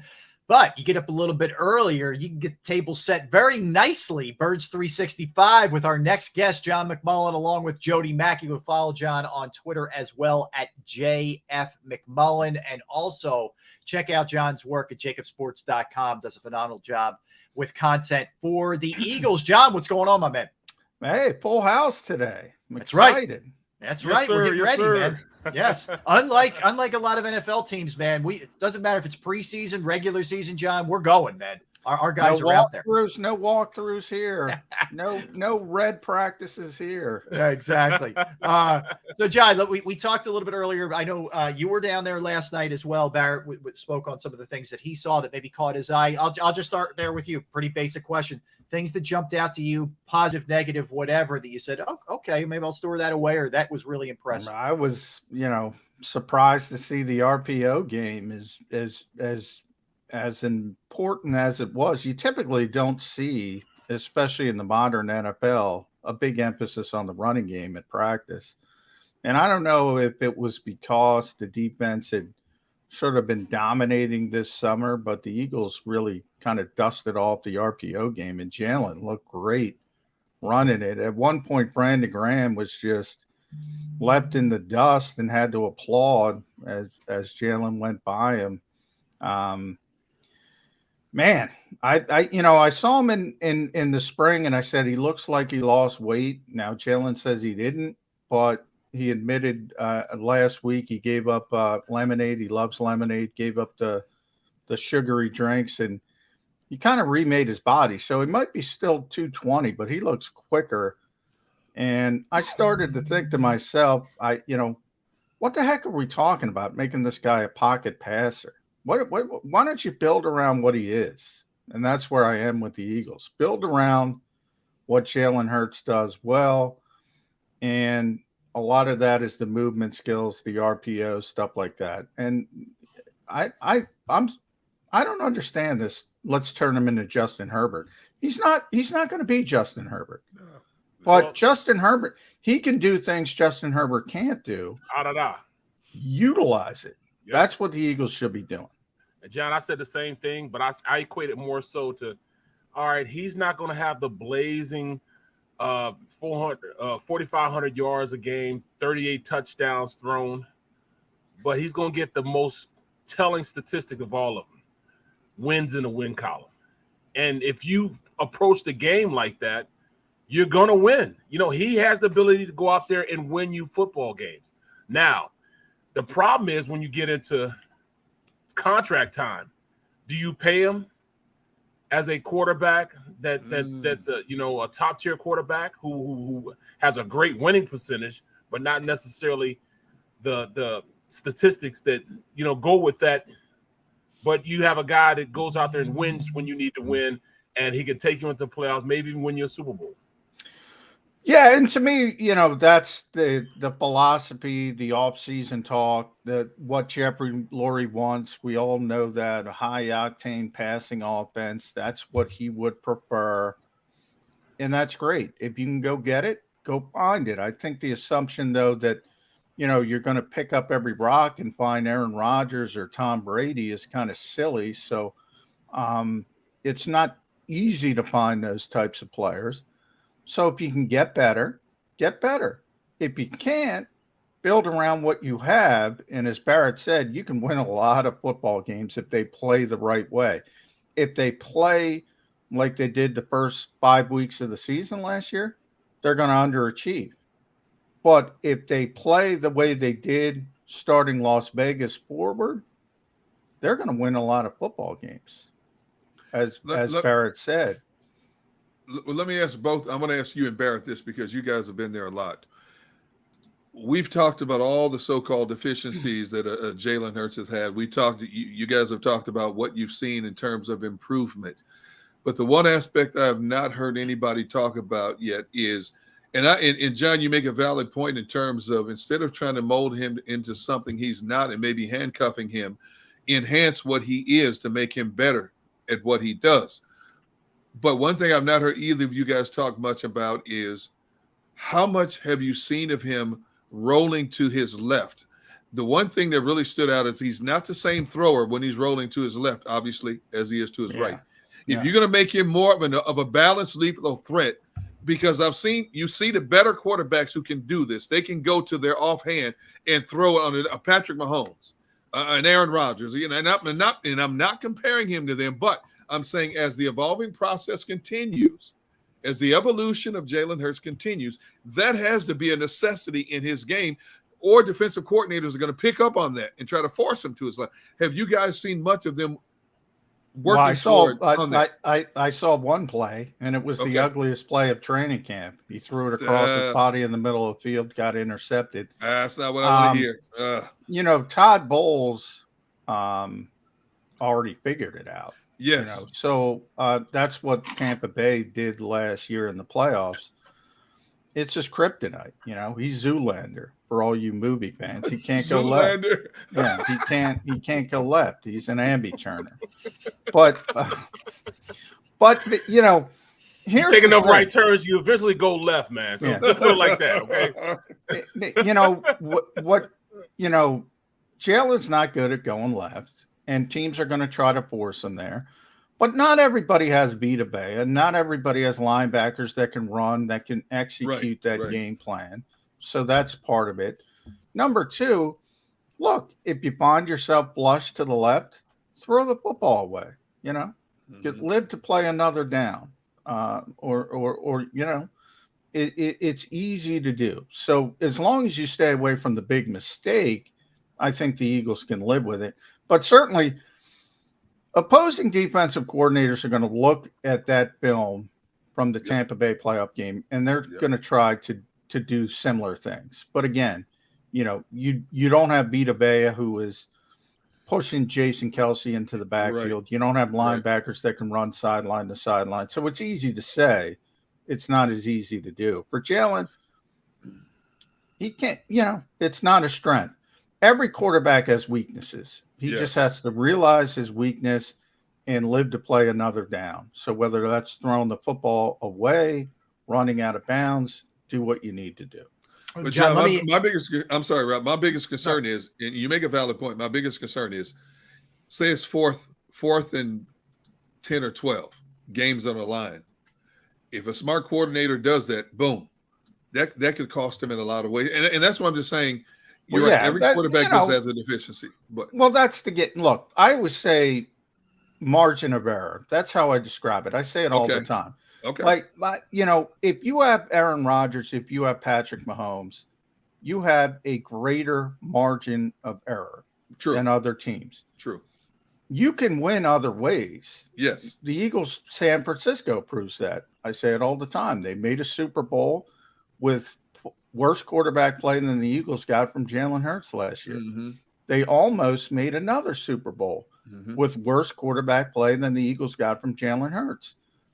Their margin of error was smaller. They beat Green Bay with special teams in the playoffs. So you can't get down 14-0 like Kansas City. You can't get down 21-0 like Kansas City did to Houston a couple years ago and say, you know what? Not that big of a deal. We're going to come back. We're going to win this game. And they won that game by 2 touchdowns, I think, going away. Right. The Eagles can't do that. We know they can't do that. But what they can do,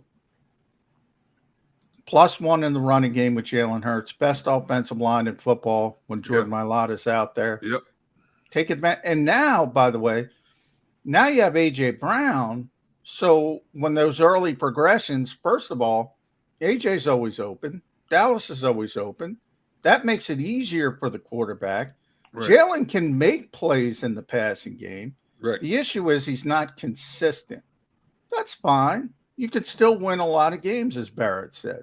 And that's where the Eagles should be focused on. And by the way, I think the coaching staff will be focused on that. My bigger concern is the front office. Are they willing to accept winning football games that way? I don't have the answer to that. But I will say to Barrett's original point, they're not going to pay $40 million for that when contract time comes around. Right. John, off of Hurts for a minute.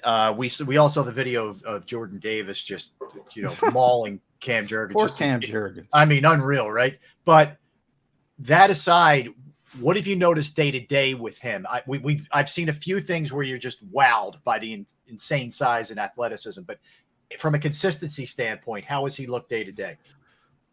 He's looked good. You know, he's a rookie. He's going to have some growing pains. I think a lot of it is, you know, conditioning. He's not used to playing a lot at Georgia because they came at you in waves. He didn't have to play a lot. Then they were up, you know, 3-4 touchdowns in the second half. So I think that's a work in progress. But I think what Jordan Davis does more than anything else is it enables the Eagles to do so many more different things on the front.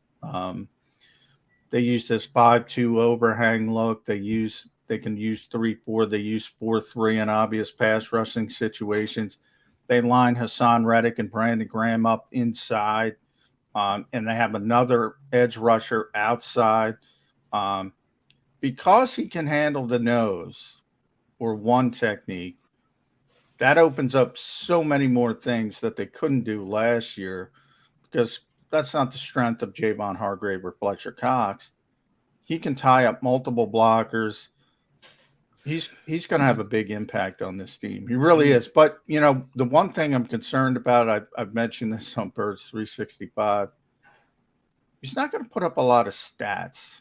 So I hope people recognize, you know, the impact he's having on the game because he's going to allow other players, just like he did at Georgia with Nakobe Dean, he's going to allow other players to make splash plays. And I hope people recognize that. Similar to a Fletcher Cox. Yeah, even more so because Fletcher earlier in his career did, you know, have some pretty significant pass rushing stats for a defensive tackle. And you see now, D-Gun, he doesn't hit those numbers and everybody thinks Fletcher stinks. And Fletcher doesn't stink. He's a really good player. But that narrative sort of changes. So a little bit of concern to keep in the back of your mind. I don't think necessarily his job will be to go out there and make plays like that. Now, Fletch, they wanted Fletch to get up the field. Fletch was playing three technique.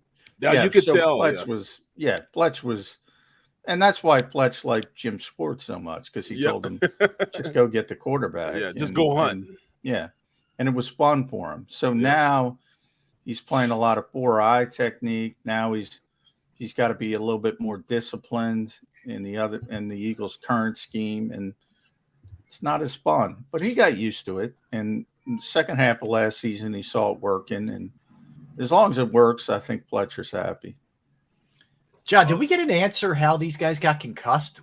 You know, they're wearing the pads and the Guardians and all this. Like, how does that happen? Well, Andre Dillard, I saw leave practice, so I knew something happened to him, and it was pretty clear that he didn't, you know, he wasn't grabbing a leg or an arm, so it was pretty clear something was going on. And Jordan finished practice that day, and then he showed up the next day, had a concussion.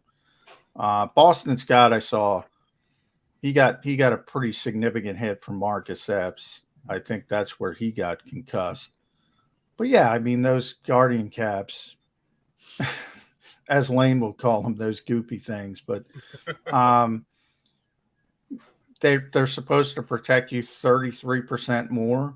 I always laugh about, and Barrett can talk about this obviously better than us. It's a violent sport. You can't make it not violent. The only way to remove injuries from football is to stop playing football. That's it. Yep. Yeah. I mean, you can put foam on them. If they hit heads the wrong way, they're going to get a concussion. Mm-hmm. And everybody thinks that you know, football is, you know, has the most concussions.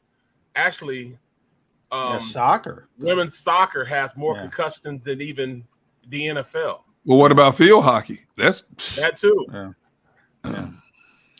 Yeah, when you don't have protection, all you know, you hit your head the wrong way, and you know, I've always said there's an author. His name is Herb Mushnick, and he did a lot of work on concussions. And I've talked to him, and he said, you know, football's too violent. We shouldn't be playing football, especially on the youth level. I have more respect for people like that than people who say we can make this violent sport not violent. Like that to me is just silly. And from an NFL standpoint, we all understand what they're trying to do. They're trying to limit their liability in future litigation. That's what it's about. No, That's all it's about. Understood, John. So if we go into the premise that your first four are receiver wise are AJ, Devontae, Zach Pascal, and Quez, if that's the assumption. Well, you got Zach in front of Quez. Well, you can flip either one of those, but that's your four. That's your four. Who are the other two? Or are there going to be two? Are there going to be one? Is Covey going to make it? Is Rager, a done deal? Does anybody else have a chance? Deion Keynes had a good camp. How do you see that force working out? I mean, I think the Eagles would like to trade Jalen. They're not going to cut him, Jalen Rager. It's interesting. I asked, Jalen's played pretty well, and he's gotten first-team reps because Quez had a little injury. Then Devontae got hurt. Zach's been out with the food poisoning. So he's gotten a lot of first-team reps, and he's played pretty well. But I asked Nick about the targets, and it's interesting because everything goes to AJ in Dallas. Like nobody else gets the football, even Devontae, when he was healthy. And he was going through it and giving me the runaround with this and that. But he never brings up Jalen Rager. You can see in the Eagles' minds, like they're past him. But they're not going to cut him because he's a first-round pick. The only way he's going to get on the field from a offensive perspective is through injury. Now, punt returns, that's where Britt and Covey could make this team, but only if they trade Jalen Rager. And so it's got to be one or the other in your estimation. Yeah, they're not keeping them both because, Britton, as impressive as he's been, and he has been pretty impressive, can't do a lot of other things. I mean, he's 5'8", he's 170 pounds, so he can only play in the slot. He's not a special teams guy from a coverage standpoint. So you're not going to keep a guy just to be a punt returner. That's a really difficult thing to do in the modern NFL, and you're certainly not going to do it if Jalen Rager is going to be your punt returner. So you're not going to keep two of those guys. I just feel as though, when you look at the amount of slots they have on the team and the amount of linebackers they have, how many linebackers are going to keep? Not even talking about wide receiver, but how many linebackers? Because they're so specialized in what they bring to the table. You got the inside, linebacker. You're talking all ball. Yeah. The edge rushers to me, Hassan Reddick and Patrick Johnson, Kyron Johnson, they're like defensive ends. So I don't even consider them linebackers. So the all-ball guys, you have obviously TJ Kaiser, Davion Taylor, Nakobe Dean, and Sean Bradley. I mean, that is pretty cut and dry. And that's the best all-ball group the Eagles have had in a very long time. Look, everybody was really excited about Nakobe Dean in the draft. He can't get on the field with the first team because TJ's playing too well, Kaiser's playing too well, and Davion's playing too well. So that's a really positive problem to have. And it's not a bad thing for Nakobe Dean. He's a rookie. He's learning.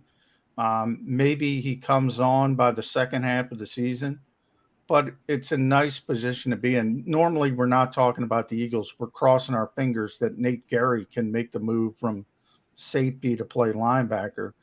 The Eagles have some pretty good linebackers, and that's a really positive development.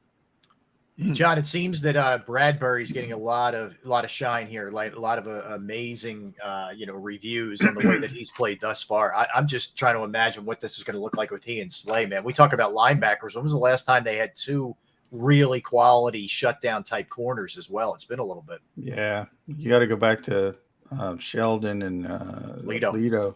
Yep. Lito. And even that, I think this group potentially is even better. And I added Avonte Maddox in there. Bradbury's a good player, man. He is a good player. He knows how to play. He's big. He's physical. Even on the pass everybody got excited about yesterday, where Jalen hit A.J. Brown, A.J. had to make a tremendous catch. Bradbury was right there in coverage.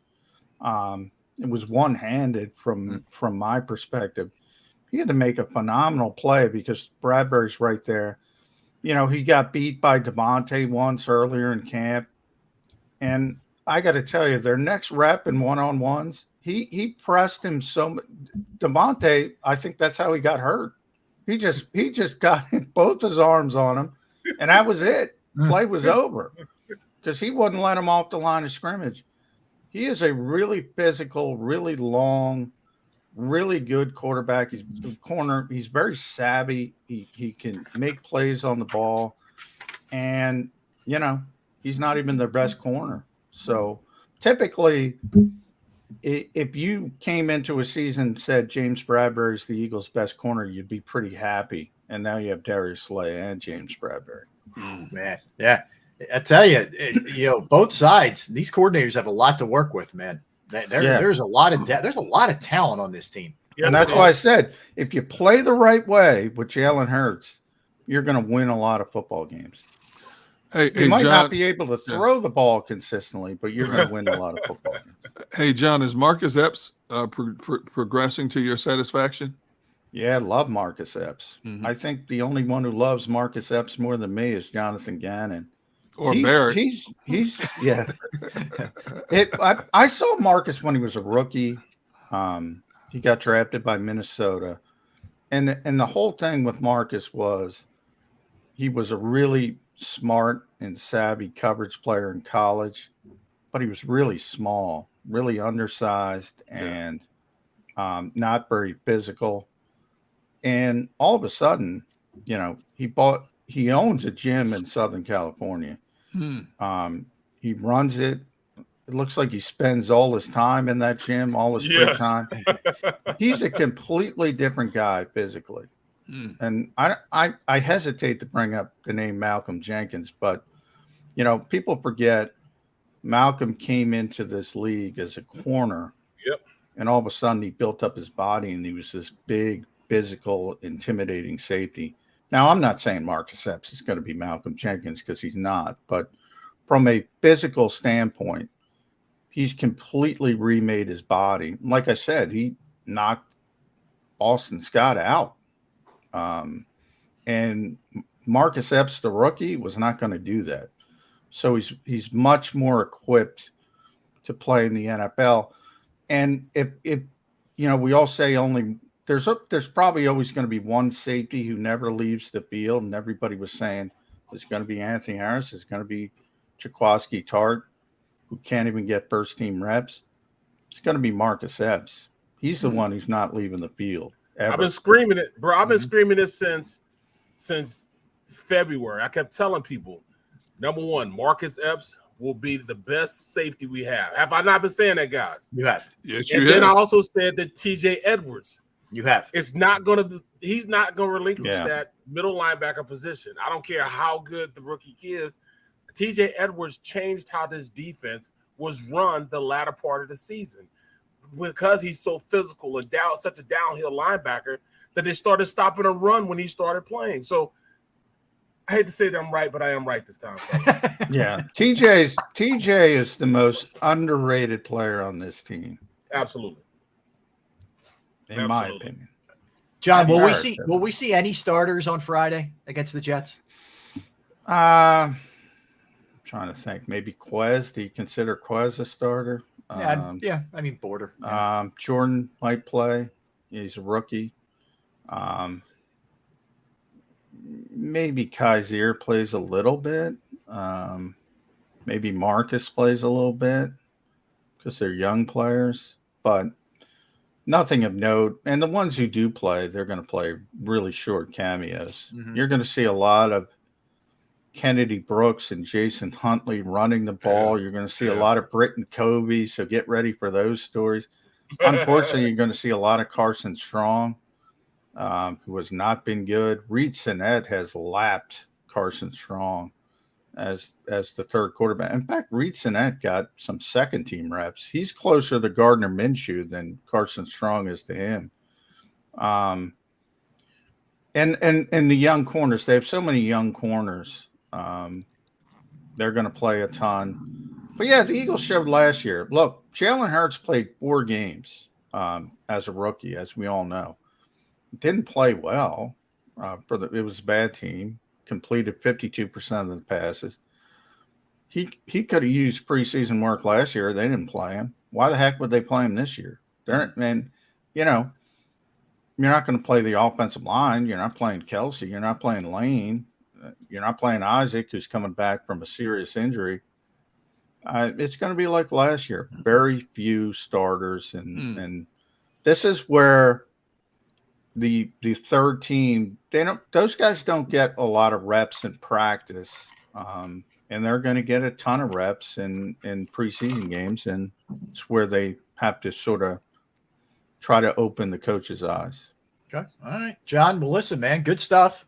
We appreciate it. We'll look forward to your, checking you out every single day, 8 a.m. to 10 a.m. Birds 365, and your content on JAKIBsports.com. And we're looking forward to the season. We're getting there, man. What are we? A little more than a month now. We're about a month. Yeah, we're in the game week. We're close. Eagles Jets game. Yeah, close, game week. Yeah, everybody's good stuff, excited. A tradition unlike any other. Yeah, exactly. We usually get that last game is the Jets. You know, the Masters. Exactly. Only 3 of these, by the way. John, we appreciate it, man. Thanks for a couple minutes. All right, thanks, John. guys. Be good, brother. Yep. All right, you got it. That's John McMullen. Again, check out his reports every single day. JAKIBsports.com, and of course, Birds 365, 8 a.m. to 10 a.m. All right, let's step aside. We do have some NFL stuff, guys. Kareem Hunt making some news. Some injuries. Kicker gets paid in a big way. Robert Saleh announces how much he's going to play his starters. So we'll dive into that as well. All kinds of stuff. We got some birthdays, some movies on this date, all kinds of stuff. You don't want to go anywhere. Don't move. Barrett, Derek, Rob, Sports Take, JAKIB Sports YouTube Network. We're right back.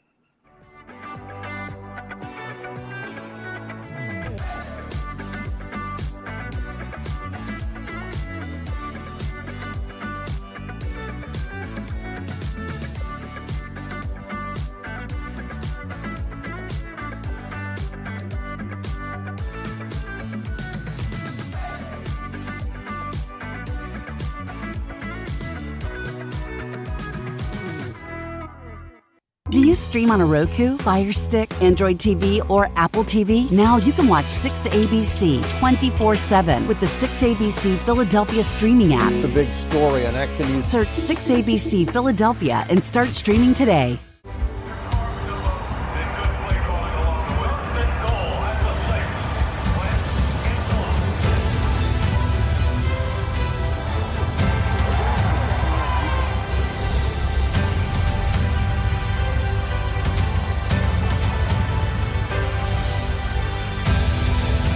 Field of life, First Trust Bank is there for you.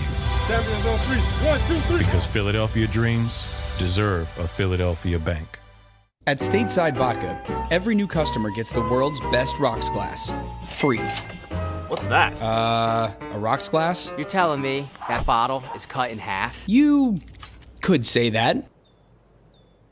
Holy shit. Glass is for cocktails, right? It's for this, this, this, and that. Is the length of the glass equal to your... You betcha. But is it made out of... Glass? Yeah, okay, but is the rip... Smooth? Will you stop doing... That? I'm the professional here. And you're telling me I can get one of these glasses for free? That's right. 1 free rocks glass per customer with each first-time purchase of Stateside Vodka. All from the company that's highly awarded. 0 carbs, 0 sugar, and deliciously tasting vodka. So good, it just disappears.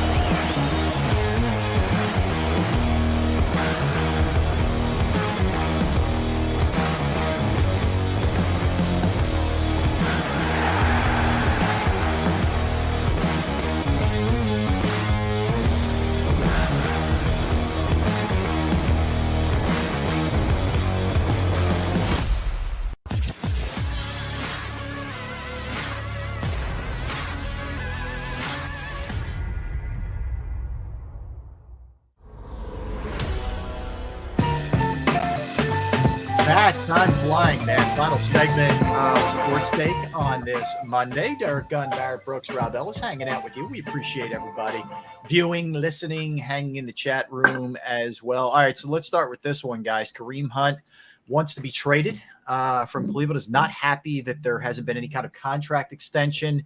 You remember he signed that, and keep in mind, a lot of people told him not to sign this, FYI. But he signed a 2-year, $12 million deal with Cleveland. He's in the second year of that, and he's none too happy. You know what my takeaway from this is more than even Kareem Hunt? There's just so much circus kind of stuff going on with Cleveland, man. Yep. Like, eventually does that weight of that just bring you down is what I wonder with that team. But they want to be a mass exodus, But look, you look at Kareem Hunt, man. He leaves Kansas City basically because, he gets kicked out because, the circumstance with the girl and the hotel and all that, you know what I'm saying? Yep. He leaves Kansas City, gets there, and Nick Chubb becomes a beast while he's there. So I understand why he wants to go. He wants to get some reps. He wants to play on a more consistent basis. But it's just hard, this NFL, for running backs. Just really hard. What's his leverage, right? I mean, Cleveland's basically saying, nope. They're not going to trade him. Yeah. Not going to trade him. Would you trade him? No, I wouldn't trade him. You got one of the best 1-2 punches in the NFL. And players do this all the time. They want to be traded when they don't get their money or not going to get their reps. They'll get their money down the road. Cleveland has the leverage right now. Why would you here's the bottom line. You either play for us or you don't play at all and you don't get paid. You decide what you want to do. We understand your frustration. We understand that you wanted to get this done sooner rather than later. It doesn't work. In your case, it's not going to work that way. So these are your two options, especially with the quarterback, with the dark cloud hovering over the quarterback situation right now. You need all hands on deck in Cleveland right now to make this thing feasible. And as we've discussed on a number of occasions, their schedule is very favorable until they get this quarterback situation ironed out. So Kareem Hunt, you're not going anywhere. Sorry. Yeah. Well said. Well said. I don't think he's going anywhere anyway. You guys are both dead on. The position he plays does not help him, does not help leverage. We're this far along, and ultimately Cleveland is doing what they can do. All right, you want to sit? You're going to get massive fines. You're only making whatever $6 million, relatively speaking. You know what I'm saying? NFL wise, it ain't going to be worth it for him. So he's going to have to just suck it up. What he's going to have to do is just go ball out and then roll after this year. That's his only option really at this point. So that's the only thing he can do. Yeah. Stafford's back at practice with that sore elbow. He apparently is throwing well. They think they're going to be able to deal with it. N'Keal Henry ankle injury, that could be the year for him. They're already down. Now they're down 3 of their front 4 receivers, and the receiving core for the Bears wasn't that good to begin with. And 3 of the 4 already injured. Justin Fields, good luck, brother. Yeah. Did you see this one that just came out? Jameis Winston is being evaluated for a foot injury. He left practice early with a foot injury, so now he's going to be evaluated. Ooh. Yeah, you don't need that. That's the last thing they need down there. Yeah, that's not Drew Brees. How soon can you get here? Line 1. Yeah, exactly. Justin Tucker, guys, 4-year extension. Yeah, $6 million per year for a kicker. 17.5 guaranteed. Look, if you're going to pay a kicker, he's that guy, right? No question. He's the guy you pay. Oh my goodness, He's been the best place kicker for the last 12 years. 10, 12 years. He's connected on 91% of his kicks. That's all you need to know. Yep. Yeah, 91%. I know, like Vinatieri, I think was the most clutch kicker I ever saw. I agree. Tucker might go down as just the pure best. Yes. When it's all said and done. So he's 32 now. He just got a 4-year extension. That man's set until he's 36, 37 years old. He'll be kicking until he's 40, man. And the numbers he's going to put up are going to be, Vinatieri was like 45 when he retired. The modern day George Blanda. Yeah. With better results. Yeah, good way to go. Hey, let me jump off football for 1 second and just throw this one at you guys. I don't know if you saw this. Shams, did you see the Shams Charania report regarding Kevin Durant? No. All right, so Durant and James Harden spent the weekend in London. They were at where were they? I'm trying to remember whose concert they were at, but they were together in London at a concert. I forget who it was, but anyway. So according to Shams, Kevin Durant informed Joe Tsai. Joe Tsai is the owner for Brooklyn, that he does not have faith in the Nets' direction. basically told them that they need to choose between him and the pairing of Sean Marks and Steve Nash. Sean Marks is the general manager. Steve Nash is the coach. So Durant is basically drawing a line in the sand saying, them or me, dude. Take a pick. Take your choice. Wow. It was Travis Scott. Thank you, Showtime. It was Travis Scott. So Travis Scott, and by the way, and that probably squashes everybody's, these two hate each other. I don't think Harden and Durant hate each other if they're hanging out at the Travis Scott show, partying there. Anyway, I just brought that up as a backdrop to this thing. So Durant saying, I'm out. Like, you better speed this thing up and figure it out and get me out of here, or else. Well, I mean, he has leverage though. He still has 4 years left. He's not Kareem Hunt. He's not Kareem Hunt. No, yeah. So I mean, how do the Nets go forward and really getting this done? Because I mean, it's going to be too hard to match dollar for dollar for this player. 3-team deal, Barrett. And at some point you're going to have to get somebody back that's huge money. Like I think the Boston thing makes sense. The Jaylen Brown and other pieces. Durant goes there. Brown goes to Brooklyn. Brooklyn gets a really good young player in Brown. Durant goes somewhere where I think he would, he can win a championship. Certainly, they went to the finals last year. That one seems to make more sense to me than some of the other stuff that's being thrown out there. So, for what it's worth, how does a player handcuff an owner this late in the summer? You know what I'm saying? Training camp's right around the corner. You're forcing them to make a change at the GM and a coaching position this late in the game? Yeah, I think he's ticked Gunner that there's no movement, that there hasn't been movement. Wow. Since a lot of this stuff broke around when free agency and draft night, right? So I think he's just angry now that he hasn't been moved, I guess. How many teams can take on his salary at this point, though? That's a problem, right? That's a problem. I mean, very few. I do not want to see him go to Boston. That's for sure. I know. That's the last place. That's the last place I want to see him go to. That'll be it right there. But most players want to go to Miami, bro. That's most players want. Oh yeah. The irony is, Nash is there because Kyrie Irving and Durant wanted him as the coach. Right. Yeah. Yeah. It's so anyway. Passing that along. Did you see the Mickey Moniak stuff this weekend? What happened? All right, so in the 3 games that he played for the Angels, he hit 2 home runs, right? And then he gets hit attempting a bunt. He gets hit on the finger yesterday, breaks his finger. Yep. And they're saying he may not be done for the year, but he's going to be out for this dude can't catch a break. Remember he breaks his hand right before the season started this year on being hit by a pitch after a great spring training. It's incredible. he can't hit his jersey number here. He finally gets a fresh start and hits a couple dingers. Then all of a sudden he has a broken finger again. Now his season might be over. Now maybe not, but here it is almost we're not 8 days into August already. I mean, broken finger is going to take at least 3 to 5 weeks to heal enough for him to grip a bat properly. Yeah, depending on whether it's a break or a fracture, Yeah. And it was how many did he hit? How many home runs did he hit? He had 2 in 3 games that he's 2 in 3 games. Yeah, sometimes, man, it's timing. There's just sometimes circumstances dictate whether guys have successful careers or don't. And it feels like this guy's got some. Look, he didn't perform here, but I mean, that's a bad luck thing. That stinks. Yeah. You feel that's a shame. This kid has so much pressure on his shoulders, and he failed here. Fresh start. Yeah. It looked like it was coming together for him. He seemed like he was just freer. The albatross was off his shoulders. 2 homers in 3 games. We never hear that here, did we? Yeah. And all of a sudden this happens. That's why I didn't believe you. You said 2 home runs. I didn't believe you. I thought I was hearing. You're like Mickey who? Yeah. Right. I hear you. All right. Now back to the NFL. I'm curious where you guys fall on this, because when we see these trends, sometimes it's like you start rolling your eyes in the beginning of the year. But apparently the referees have been told to focus more on illegal contact this season. And that's going to be an emphasis. I mean, we're going to see those flags anytime somebody breathes on somebody, I feel like, more than 5 yards down the field. But that's kind of the way that's the one this year that, they hyper focus on one every single year, and it's illegal contact downfield now. I go back to the Super Bowl. Basically, the refs let the players play. It was like hand-to-hand combat the whole game. Yeah. That one touchdown where Jalen Ramsey got pulled down by the face mask that wasn't called could have been a difference in the ball game, and that was a glaring mistake by the referees. Yep.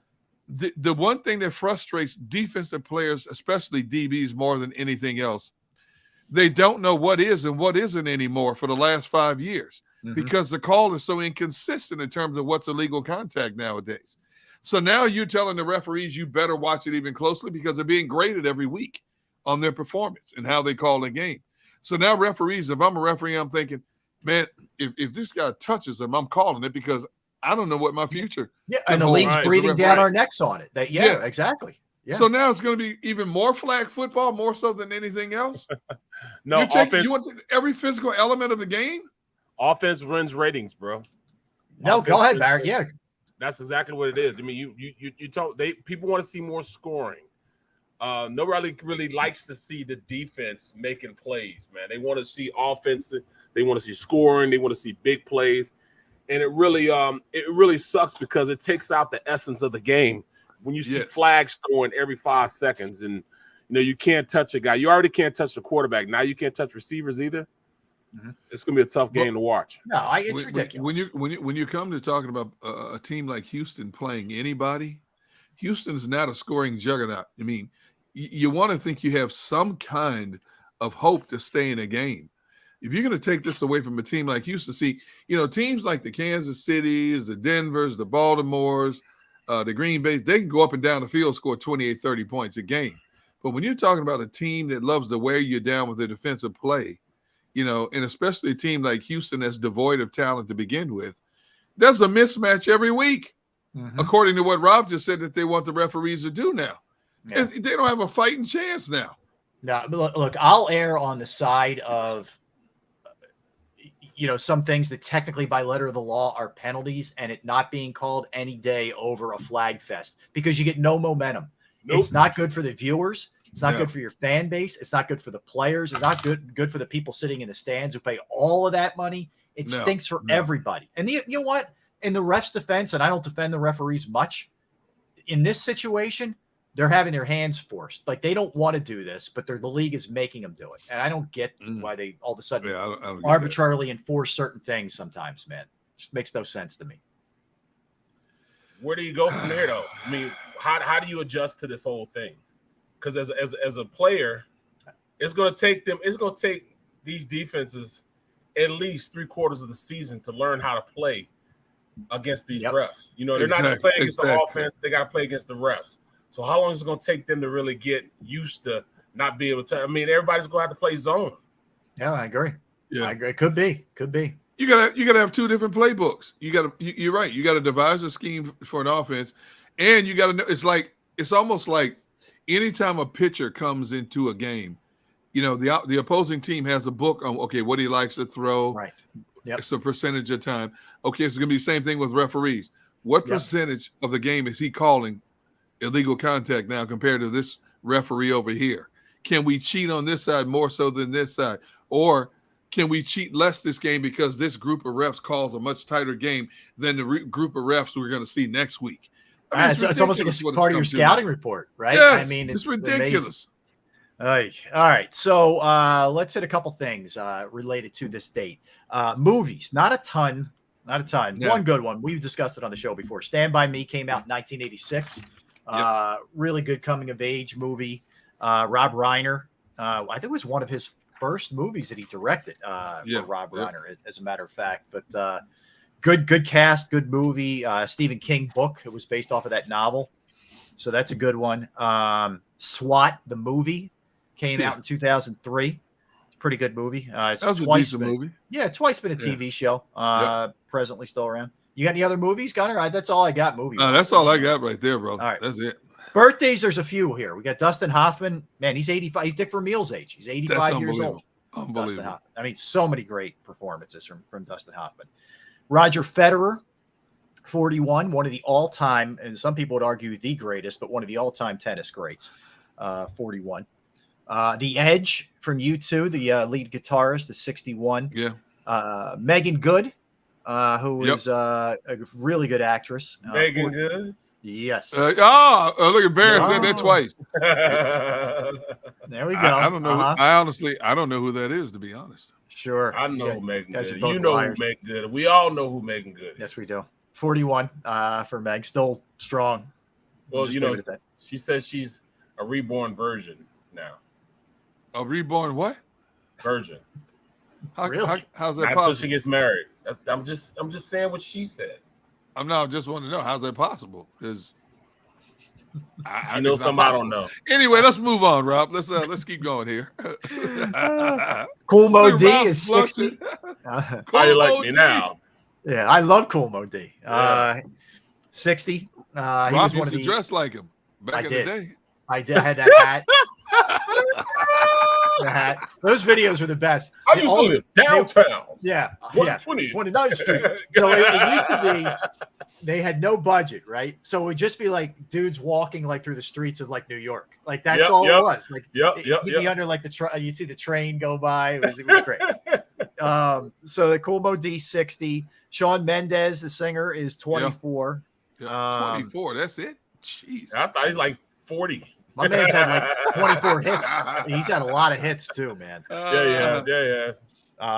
That's all I got birthday-wise, unless you guys. Really? What about Connie Stevens? Connie Stevens, the actress, singer, is not a young pup anymore, but she's still doing her thing. Esther Williams. Oh, Esther. Okay. Remember Esther Williams? Yeah. Yeah, good one. Good choice. I got a good on this date. On this date, 1992. The Dream D-Gun met Barrett Brooks. Yes. Yeah. Probably 3 years later that happened. The Dream Team won their Olympic gold. The Michael Jordan, Magic Johnson, Barkley, David Robinson. Akeem was the next year. He wasn't on that one, but we became an American citizen after that. But anyway, so that's all those guys. That's they finally won it. You know what I love most about that Dream Team was we had watched so many Olympics where other countries were playing their professional players, and although we had great collegiate teams, the games were closer than they should have been. Mm-hmm. That first Dream Team embarrassed everybody who stepped on the court with them, and I loved it. I hate to say it, from a sadistic standpoint, I love the fact that we just went out and crushed every country that had the audacity to step on the court with us, man. They were beating people by 30, 40 points a game. Well, if you remember, like leading up, I think it was 88. So the previous Summer Olympic, it was still our college kids. Yeah. And they're losing the guys who were like in their 30s. Yes. You know, and I get tired of watching those other guys dance around on us like they just be kids. All right, good for you. Like, some 19-year-old and you're 34. You should be winning. So I loved it. I loved I know people didn't like it. That's not amateurism anymore. Please. Russia, those guys that they are considered the Russian army were basketball players, hockey players, other countries as well. So it's about time we started, bringing pounding the stuffing off these people. Amen. Mr. Taz, on this date, D-Gun lost his family to Barrett Brooks. Oh my God. But that, I thought it was interesting. But there's a couple of like developing storylines you do want to keep your eye on with the NFL, man. And it's I always get back to this as long as they're not banged up. I'm just talking about other stuff that's going on. There's not a lot of that drama with the Eagles, man. And it's a big deal. It is compared to what these other teams are going through and dealing with. We keep talking about Go ahead, Barrett. When you think about all the stuff that's going on with guys wanting out and voicing their opinions out, you don't really hear that organization going through little stuff like that, man. And it's cool and refreshing, man. That it was a big thing for Fletcher Cox to say, I don't play screens, or right, I don't like the scheme. That was like national news for us, but you don't hear that any other time, man. So I mean, it's cool that we don't have to go through that. Yeah, no, I agree.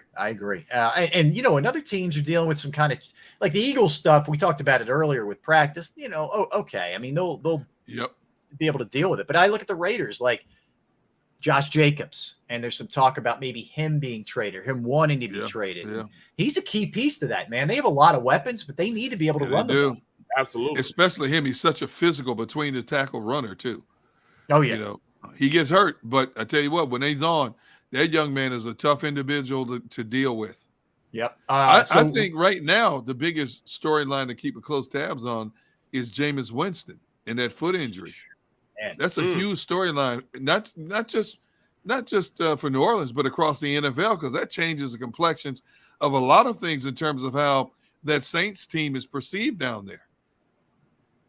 Yeah, I mean, and they've already concluded that we're done with the Taysom Hill thing, right? As far as him being a quarterback. Absolutely.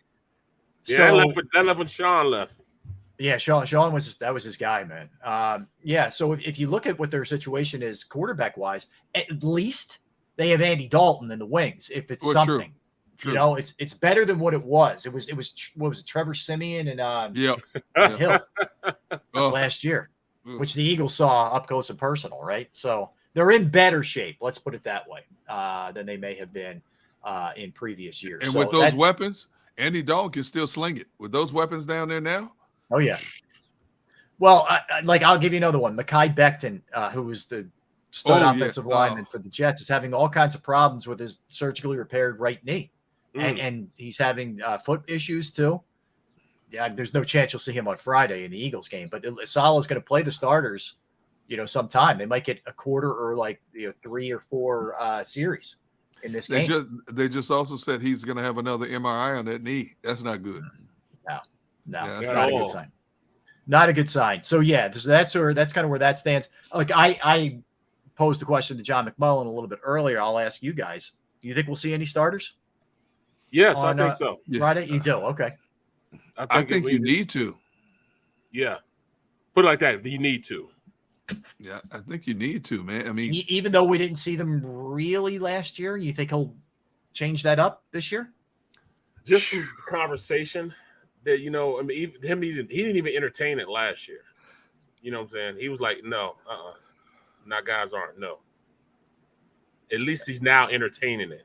So I'm just trying to figure out scheduling wise if I'm looking at this. So the way it goes is the Eagles have the Jets game on Friday, and then you always have to train yourself to remember this. There's only 3 preseason games, right? But the week leading into the 21st, which is the Cleveland game, it's that weird Sunday at 1:00 game, is going to be the joint practices there. And then the week leading into the 27th is going to be the joint practices there.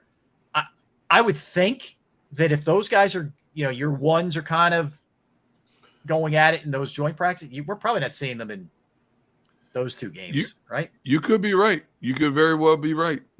Yeah. I don't know. I mean, but then again, who's to argue against what Nick has done up to this point in terms of backing off in the practice time, things like that? It worked for him last year in terms of keeping bodies healthy and on the field. And as much as we want to see these frontline guys, I want to see them more so when they kick off their season when it counts, more so than now. So, I'll give up one to get the other. Yeah, I hear you. Ultimately, you do want to stay healthy. All right, so a reminder, coming up tomorrow, we'll have Sal Palantonio of ESPN. On Wednesday, we will have Adam Kaplan coming up. Looking forward to it. And Adam jumps around from camp to camp to camp, so he'll be able to give us, some info on a lot of different teams and how they're looking so far. So should be fun. And Sal was at the enshrinement over the weekend in Canton. So we'll talk to him about Dick Vermeil and everybody else who went in there, and certainly, obviously go heavy into the Eagles. So again, you missed any of our interview with Dick Vermeil, you want to go back and check that out.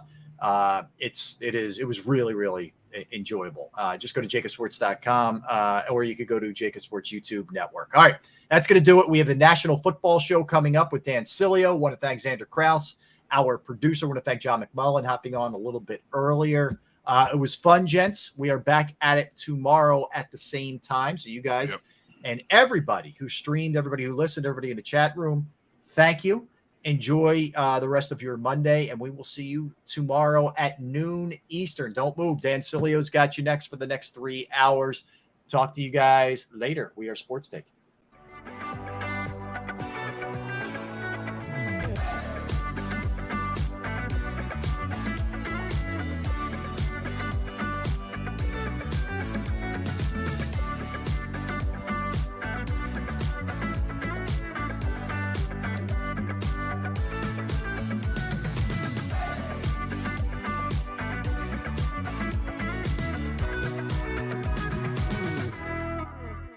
Do you stream on a Roku, Fire Stick, Android TV, or Apple TV? Now you can watch 6ABC 24/7 with the 6ABC Philadelphia streaming app. The big story on Action News. Search 6ABC Philadelphia and start streaming today.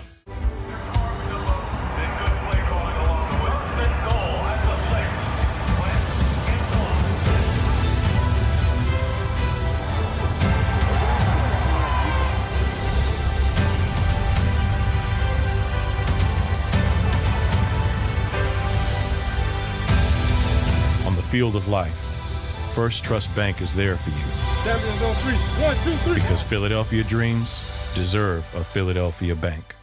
At Stateside Vodka, every new customer gets the world's best rocks glass. Free. What's that? A rocks glass? You're telling me that bottle is cut in half? You could say that. Holy shit. Glasses for cocktails, right? It's for this, this, and that. Is the length of the glass equal to your... You betcha. But is it made out of... Glass? Okay, but is the rib... Smooth? Will you stop doing... That? I'm the professional here. And you're telling me I can get one of these glasses for free? That's right. One free rocks glass per customer with each first-time purchase of Stateside Vodka. All from the company that's highly awarded.